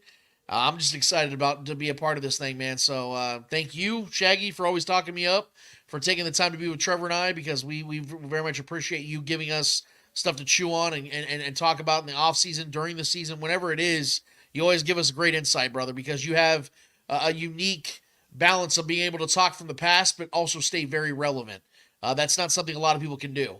A lot of people are very stuck in their ways, and once they're stuck in their ways, you're only getting the old school version of something. You're somebody that likes to keep things nuanced, and I appreciate that about you, and that's why we have you on, because you're authentic, you're real, you tell it how it is, and I appreciate that about you, brother. I love you to death, man. So thank you for being here, and you will be back, I promise you, very soon, brother. I love you, Lance. I love you, Trevor. Go Chiefs! That's right, brother. That's our guy, Shaggy Shane Williams. Could not thank him enough. That was basically a show in itself. So you guys basically just got 2 shows in one, so consider yourselves lucky.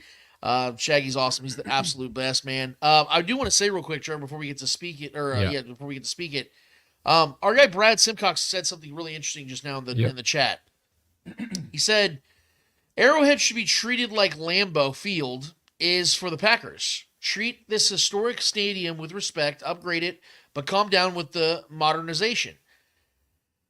Okay, so I understand the idea of this being an historic landslide or a landmark, something because this is what Shaggy talked about a lot about the memories and this is somewhere that we call home as Chiefs fans. Yeah, it's romantic. Yeah, trust me, I get it. I love going to Arrowhead. I've been going there my whole life. I have tons of memories with me, my brothers, my dad, my grandpa. Like, there's so many awesome memories, some really bad memories too. Regardless, it's ours. It's ours. And I understand, and the comparison to the Green Bay Packers is somewhat valid, but here are where the differences really lie. For one, the Packers don't have a true owner. And they're an outlier. They're an outlier. They're out there in the middle of absolute nowhere in Wisconsin, Cheeseland. And that's all they have up there. I mean, there are literal residential homes across the street from Lambeau. And I'm talking about their main entryway. There's a literal neighborhood. It's a very weird situation up there where, again, they don't have an owner and they're like practically in the middle of an elementary neighborhood. Like it's a very weird situation. And second of all, if you want to look at it that way where it's like, well, you just got to keep it traditional and don't do any modernizations, you could do that. The Chiefs could go that route. And guess what happens? Literally nothing. They don't get any Super Bowls. They don't get the World Cup because they aren't willing to make any changes. That would have never happened. There wouldn't be these great, grand opportunities that we all love because they wouldn't be willing to change. So I understand the legacy and tradition and all that stuff. I get all that. That's a part of all this. That's why this is difficult because change sucks sometimes. But change is inevitable if you're a franchise that's moving forward in the right direction because business is going to be booming when you're moving on the right side of things. And if we're being honest here, the Packers haven't really been one of those franchises over the last decade. They've been very traditional and set in their ways, and because of that, they haven't experienced a lot of success. They have a lot of fans, loyal people, but that's because that's all they got out there. Kansas City isn't the same thing. Kansas City is a much bigger market than Green Bay. A much bigger market, even though it's only about the 34th, 35th biggest market in sports. It's still a much bigger market than Green Bay. So that's why I wanted to contextualize that take. I get it, I respect it, but I don't necessarily agree with it full and wholeheartedly because it's a very different scenario. And I'm gonna be real. I'm a born and raised Midwestern man. This kind of stuff feels dirty to Midwesterners. Smaller market, the market is definitely growing, and I think we're outgrowing our market, and I think that's a pretty big problem. And the whole downtown stadium, maybe relocating Arrowhead to a better location, because Jackson County has just not been it. It is what it is. It's never flourished. It's never become something to where it's been contagious and it's expanded and it grown multiple businesses and hotels, and it's never become something. Even our guy Nick Wright will have to admit that he's a lifer over there. I get it, but it is what it is, man. This feels dirty to the smaller Midwest middle class people that I myself am a part of. But change, when you have this much success, change is inevitable, and it's very uncomfortable for a season. But once the changes happen and we adapt and things start moving upwards and we start to see the benefits of these things, it always hurts at first, of course. But this is a like I said, there are no solutions, there are only trade-offs. This is one of those trade-offs where we're at a crossroad where we need to make decisions on what's best for the team, right? And I want to say this too in defense of Clark Hunt. His vision does not have to be his father's vision. Thank you. His father's vision was his father's vision. He is his own man. And it's been entrusted in him to lead this franchise. And I've said it on this show before. This is maybe his opportunity to stake his vision into the ground. Yeah. And hammer that bitch all the way down. You know what I mean? I respect that. Even if he goes against the grain, it goes against the overall, the vote of the people, of the casuals, of the people, that make up that county.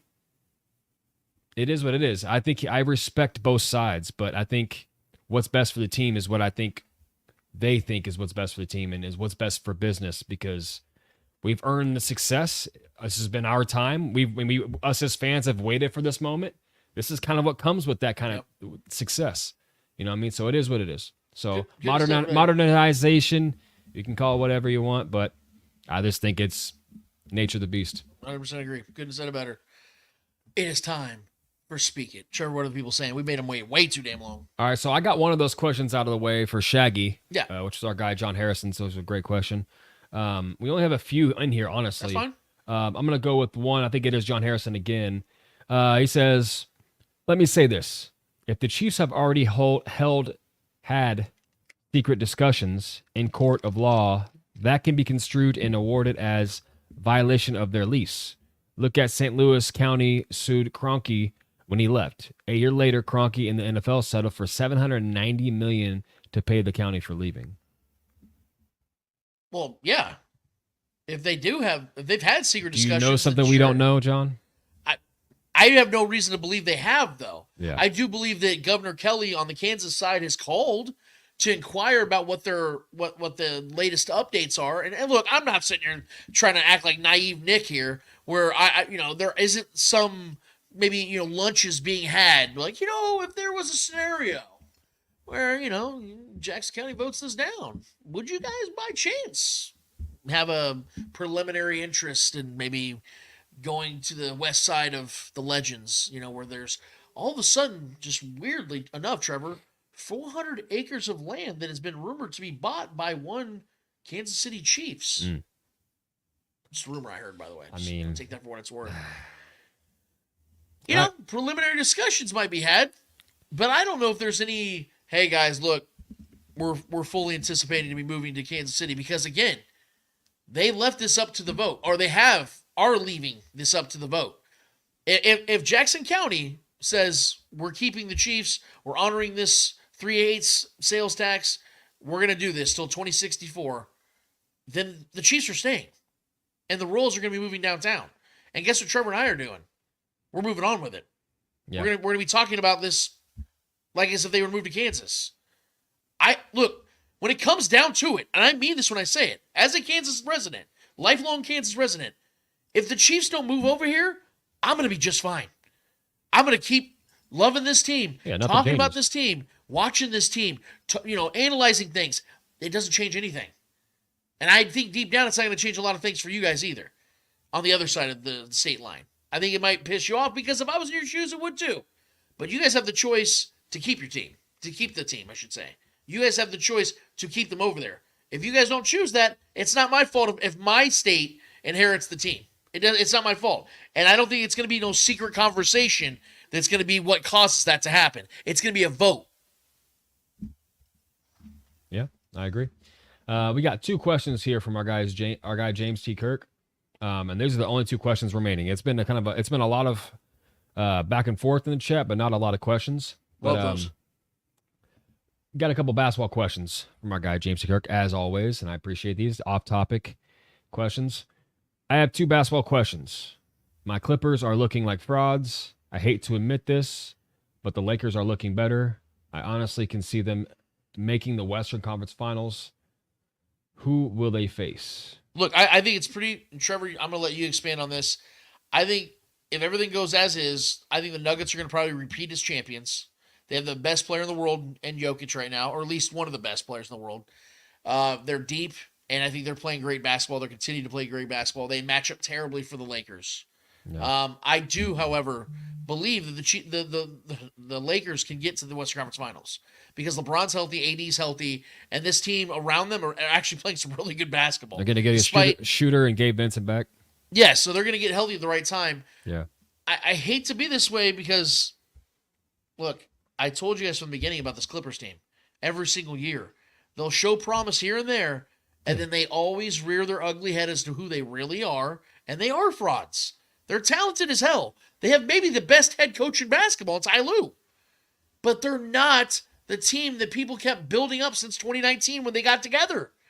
They're not a championship team because they have guys they're relying on to be the guys that are injury-prone players that also fold in big moments. When was the last time Kawhi Leonard did something notable in the playoffs? It's been 4 years.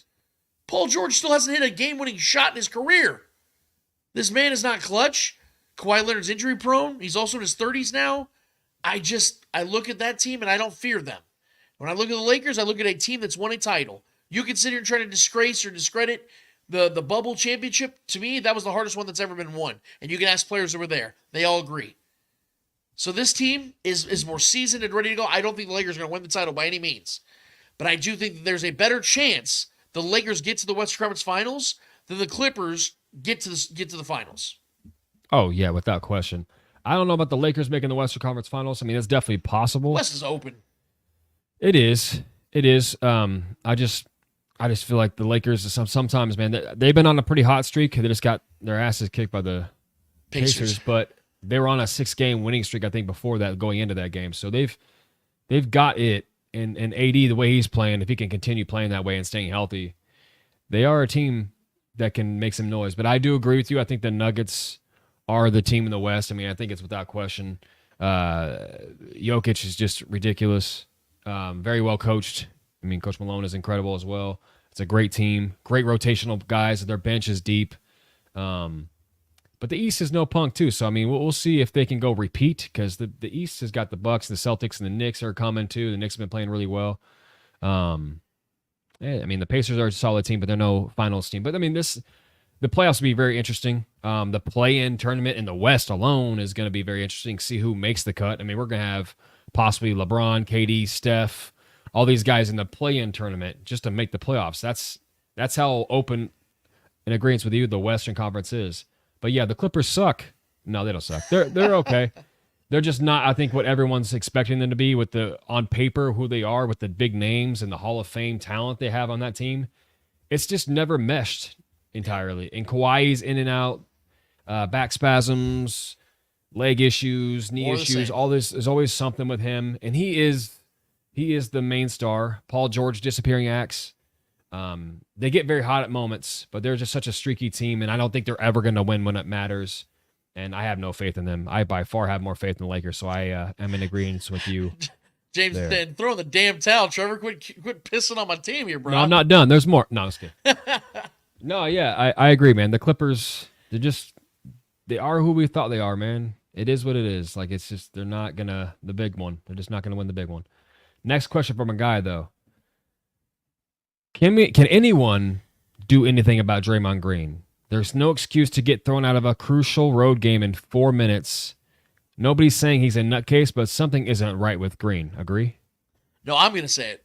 Draymond Green is a nutcase. And I don't say that in a way of being insensitive to mental health or anything like that, because I do believe this guy has enough control to choose not to do these things, if that makes sense. I don't think he suffers from some clinical, mania that he just can't stop, because we've seen him control it in the past. We've seen him choose to be a grown-up. He just doesn't do it enough. And that's the problem with Draymond Green. And it's gotten so bad, and they can try to downplay it all they want. I saw Steph Curry cry on that court. Yeah, man. He's been moved to tears. He's that sick of this. I think it's a mixture of this guy that I've been friends with for 13 years now, that I've won title after title with, I'm going to go in the Hall of Fame with, do the things he's doing continuously when we know how valuable he is and how close we are to getting to the playoffs. We're in the wee hours of our careers. We don't have very many shots of this left. Yep. This might actually be the last shot we have as a playoff team together. And you're trying to throw it away by having some words with a ref in 4 minutes of the game? It's inexcusable. It's inexcusable. So, no, I don't think there's any helping Draymond Green, because Draymond Green refuses to help himself, and that's where it starts. If he takes ownership and responsibility for it and starts working on it, then yes, there's a ton of people that can help Draymond Green. But all that's happened to this point, and something that Broussard brought up on First Things First this week, that I didn't think about, but it's really starting to worry me because I think the possibility of it happening is a real thing. What if Draymond Green legitimately hurts somebody bad with one of these dirty hits, where somebody snaps their leg or paralyzes themselves because of a dirty hit he puts out there? Then we're looking at the NBA going, y'all have known about this for all this time, and you have not actually done really anything to keep him from doing these things, and now it happens this way? You guys give him a little slap on the wrist, he's gone for a couple of weeks to go to therapy, and he's back doing the same shit almost instantly. Y'all aren't doing anything of real substance, and then this guy just broke his leg, and he's out for the rest of his career's altered for the rest of his life. Or this guy's paralyzed now because he fell on his neck. Some crazy shit could happen. Hope it doesn't. But we all have to be honest here for a second and think that Draymond Green, when it comes to Draymond Green, literally anything is possible. And these guys have got to be worried and their heads have got to be on a swivel with him because they don't know what's coming when it comes to him because he's a madman. He's a nutcase. So hopefully it gets fixed, but I think there's a better chance that he is off the Warriors this next year than him actually changing his ways. Oh, I'll say this. I mean, it's a double-edged sword for me because I think they know, and I think Steph knows, and which is why I think he was so emotional during that moment, is because he understands that Draymond, like I said, double-edged sword. Draymond is a nutcase, but he's also the heart and soul of this team, and has been the heart and soul of this team even when they had KD and they had that dynastic run. They were having an incredible run. They're getting older now, and he still hasn't changed, right? He's coming for that Rasheed Wallace record for most techs and ejections, you know what I mean? So that's not something to brag about, man. I loved my guy Rasheed Wallace growing up. He was fun, but like he was on a couple great teams, that's a couple moments there, but he wasn't dependent on as much as Draymond Green is, you know, in certain aspects, but especially the way this roster, the Warriors, has been constructed over the years. He's a vital piece. He's been their best defensive player this entire time, this entire run. And he's a guy that gets in the opposition's head, and you need guys like that. But at the same time, now it's starting to cost them more and more than it's ever benefiting them, right? That's when it becomes, okay, like we have to really reevaluate here. And, it's not even just on the court. It was the Jordan Poole stuff. He was wrong with there, that he never really admitted. To a degree, he kind of did, but still, the guy has issues. The guy is closer to 40 than he is 30 at this point in his life now, and it's he's right there. This is the point of your life where you really start to self-evaluate, and it doesn't seem like he's doing that. And he's already had therapy this year and had to step away for a certain amount of time because of this issue. Now it's like every week there's something with him, and when it starts becoming he's no longer becoming an asset. He's more of a liability at this point, and that's a tremendous impact for this team that's really just trying to make the play-in tournament here to make some kind of run, because this team is still very talented. They have some young, very talented guys in this team that are up and coming. Guys like Kuminga and Moses Moody. They have some very talented guys that are in the mix here in this rotation. But yeah, he's far more of a headache right now, and the fact that he's consistently a talking point and a negative light on this team every week is not good for them. You know what I mean? So it's not good for the morale, the locker room, or any of that. So that's got to change, man. Keep that grittiness, keep that edge, but don't take it over the edge. You know what I mean? Ride that edge. Don't take it over the edge. Him getting ejected in the first 4 minutes is absolutely unacceptable, and it's embarrassing. And I think some of those tears in Steph's eyes were embarrassment. Yeah, I mean, it's sad him seeing his team go out that early and knows that he needs to know that every single game counts right now heavily. But I think he was a little embarrassed, man. That's why he was hiding his face in that jersey a little bit. I think there's some embarrassment there after this. It's exhausting at this point. So something's got to change for Draymond. I don't see it changing. Honestly, I think this is who he's always gonna be, and they're gonna have to live with it and hope he just doesn't fuck up down the stretch here to cost them a major way. But it seems likely. Final question from my guy James T. Kirk. Final question: as a decades-long Chiefs fan, I used to ridicule Cincinnati's ownership with Mike Brown as a cheapskate. Has Clark Hunt usurped the Brown family in being the cheapest? No, because Paul Brown has been, the Brown family, I should say, they've been notorious for being cheap asses. I mean, we heard stories from TJ 𝚂𝙾𝙺𝙾𝙺, where guys were, I'm not kidding, trading cups because the team wouldn't facilitate cups for them. They had a drink out of a conduit plastic conduit. They poked holes in like they're a high school team in like Louisiana. Yeah. This is a pro NFL team. So the Chiefs haven't been there at least in a very long time. I have my criticisms on Clark Hunt and what he has and hasn't done correctly. But what I will say is that the Brown family might be in a whole different group of their own. So no, I wouldn't say that. I wouldn't say they're in that group. I also saw one more question, Trevor, from our guy Michael Maldonado. Yep. Can the Chiefs make the rugby player the next Edelman? I would love that. Boy, wouldn't that be a great little feat that Andy Reid could add to his legacy if he takes a non-football player and becomes one of the best playoff wide receivers of all time. That'd be pretty amazing. I am kind of excited to see what could happen to this kid. I did watch some of his film. That kid can move, man. That kid is aggressive. But it's most likely going to be a non-factor, non-story at some point. Well, like I said, we'll keep our minds and our hearts open as to what this kid can be. I'm not putting any limitations on him, but what I'm definitely not going to do is put a gold jacket on him. So yeah, we'll definitely see what happens. I'm excited about a lot of things this offseason, and it starts where we're at right now. Like I said, we got a few weeks until the draft, so let's continue to speculate what the Chiefs are going to do in free agency, maybe a trade here and there. But we know that draft is inevitable, and we know that Brett Veach has been absolutely cooking over these last few years in the draft. I think that is going to continue, and I'm really excited about that, whether they go my route, or they go their own route, or they go your route. That's what we're here to discuss it, and we appreciate you guys speaking every single week. We appreciate the way you guys bring your topics, comments, concerns, and questions to our platform so we can have a conversation every single week, and I'm proud of that. Trevor, we have one more order of business to get to. What is it called? Hold it down. Each and every episode, we finish off every single episode with a series of L's in the world of sports.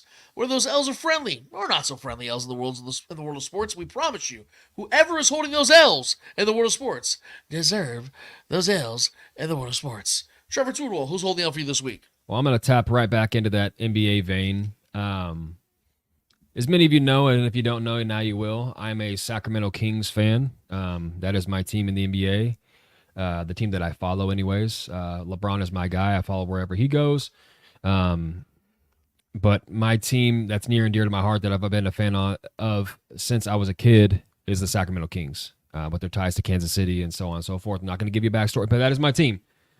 That is a team that is currently sitting with a 42-31 record in the NBA, fighting for a spot in the play-in tournament, dwindling at this point now that we just lost 2 back-to-back games to the Dallas Luka Doncic's, the Dallas Mavericks, if you will. Last night was a closer one, 107-103. We lost in clutch. We turned the ball over late. Either way, they own us right now, and losing 2 straight. Now with Malik Monk possibly having a sprained MCL that'll keep him out for months, probably at least a month and a half before he can even return. And we're looking at him not being a part of our rotation. He's the 6th man of the year once again, best guy coming off the bench in the NBA. Losing that would be massive. And then Kevin Huerter's out for the rest of the year with a shoulder injury. So losing depth at the worst time possible, losing games at the worst time possible to a team that we need to beat to leapfrog in positioning, and we lost 2 in a row to them. And to make matters worse, as Luka Doncic was sinking the game, basically the game-sealing free throws to put the game away the other night, Vlade Divac, the former GM for the Sacramento Kings for a short stint, was on the sidelines while Luka sank those free throws. And after he sank those free throws, there is a clip. You can go see it. I'm just going to describe it to you. He sinks the last one and then points in the direction and waves at Vlade Divac. And if y'all don't know the backstory, Vlade Divac was in position to draft Luka Doncic in the year that he was drafted. Should have been a King, but unfortunately at the time, our decision maker, Vlade Divac, had a personal beef, personal vendetta with Luka's father. Didn't like him. They have history, I guess. Not too sure why there's still negativity and why grown-ass men are holding on to grudges. But it is what it is, and that was the case. And he decided to pass on his superstar talent and drafted Marvin Bagley, who's no longer in the NBA. Had about a 5-6 year stint where he was bouncing around from about 7-8 teams. So thanks for that. Appreciate that. Could have had Luka. And Luka made that very known after he sank that free throw, and he waved to 𝚂𝙸𝙸𝙀, saying, screaming out loud, "You should have drafted me. You should have drafted me." And then as he's walking back to his bench, he's telling all the guys on the bench, "Yeah, that's 𝚂𝙸𝙸𝙀. You should have drafted me. They could have drafted me." It's funny because I'm smiling through my pain right now because I should be cheering for my Sacramento Kings team with De'Aaron Fox and Luka Doncic running that backcourt. Very unfortunate that we could have a big three of Fox, Sabonis, and Doncic. What could have been? It was just pain watching that clip for me, knowing that we could have him, but the personal beef between families kept Luka Doncic from being a king. All those sucking for so long and getting those good draft positions in order to get a guy like Luka Doncic, a game changer, a historical guy, a guy that's going to be a Hall of Famer at the end of his career, is going to be at the top of the list, towards the top of the list in all-time scoring based on his longevity and what his career path is looking like. That could be in the nice purple and black jersey, but it's not. And unfortunately, we're probably going to lose out on positioning to even make the play-in tournament to make the playoffs this year because of him. How poetic that is. So congrats to the Dallas Mavericks. Y'all got in my mind, the best player in the league right now, and Luka Doncic. But for that, me, myself, and my Sacramento Kings are going to have to do me a favor and hold this hell. Trevor and I were 90s kids, also in the early 2000s. And you know what was great about the 90s and the early 2000s? It wasn't basketball. It wasn't even football. It was this little portion of time of wrestling called the Attitude Era. And I think for at least right now, and I don't think it's going to last forever, I think wrestling may have gotten their Attitude Era back, which is why The Rock and the WWE are getting a W from me today. Trevor, roll that beautiful bean footage. Clear, now you stay down. Fuck that. Clear, guys. Fuck that. You shut your mouth. Clear my ass. How did that feel? Did that feel good? What, just because the show's over, that doesn't mean that this shit stops. The Rock doesn't give a fuck. Huh? You should cry. You should cry, boy. Look at that blood. Now, look at this blood. Yes! Yes! What? Show is over and then it stops? Fuck that! Your script? Fuck that! God! This is what happens, boy, when you fuck with the final. Come in here, cameraman! Look at that face! Look at that! Huh? Now, Mama Rose. Mama Rose. This is for you. That's for you. I'll see you at WrestleMania.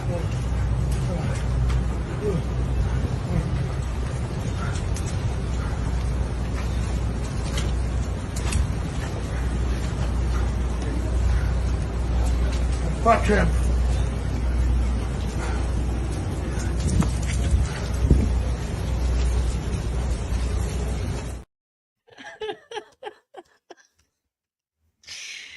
Finally, Dwayne.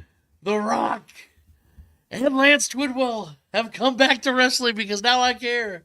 Dude, that was the best.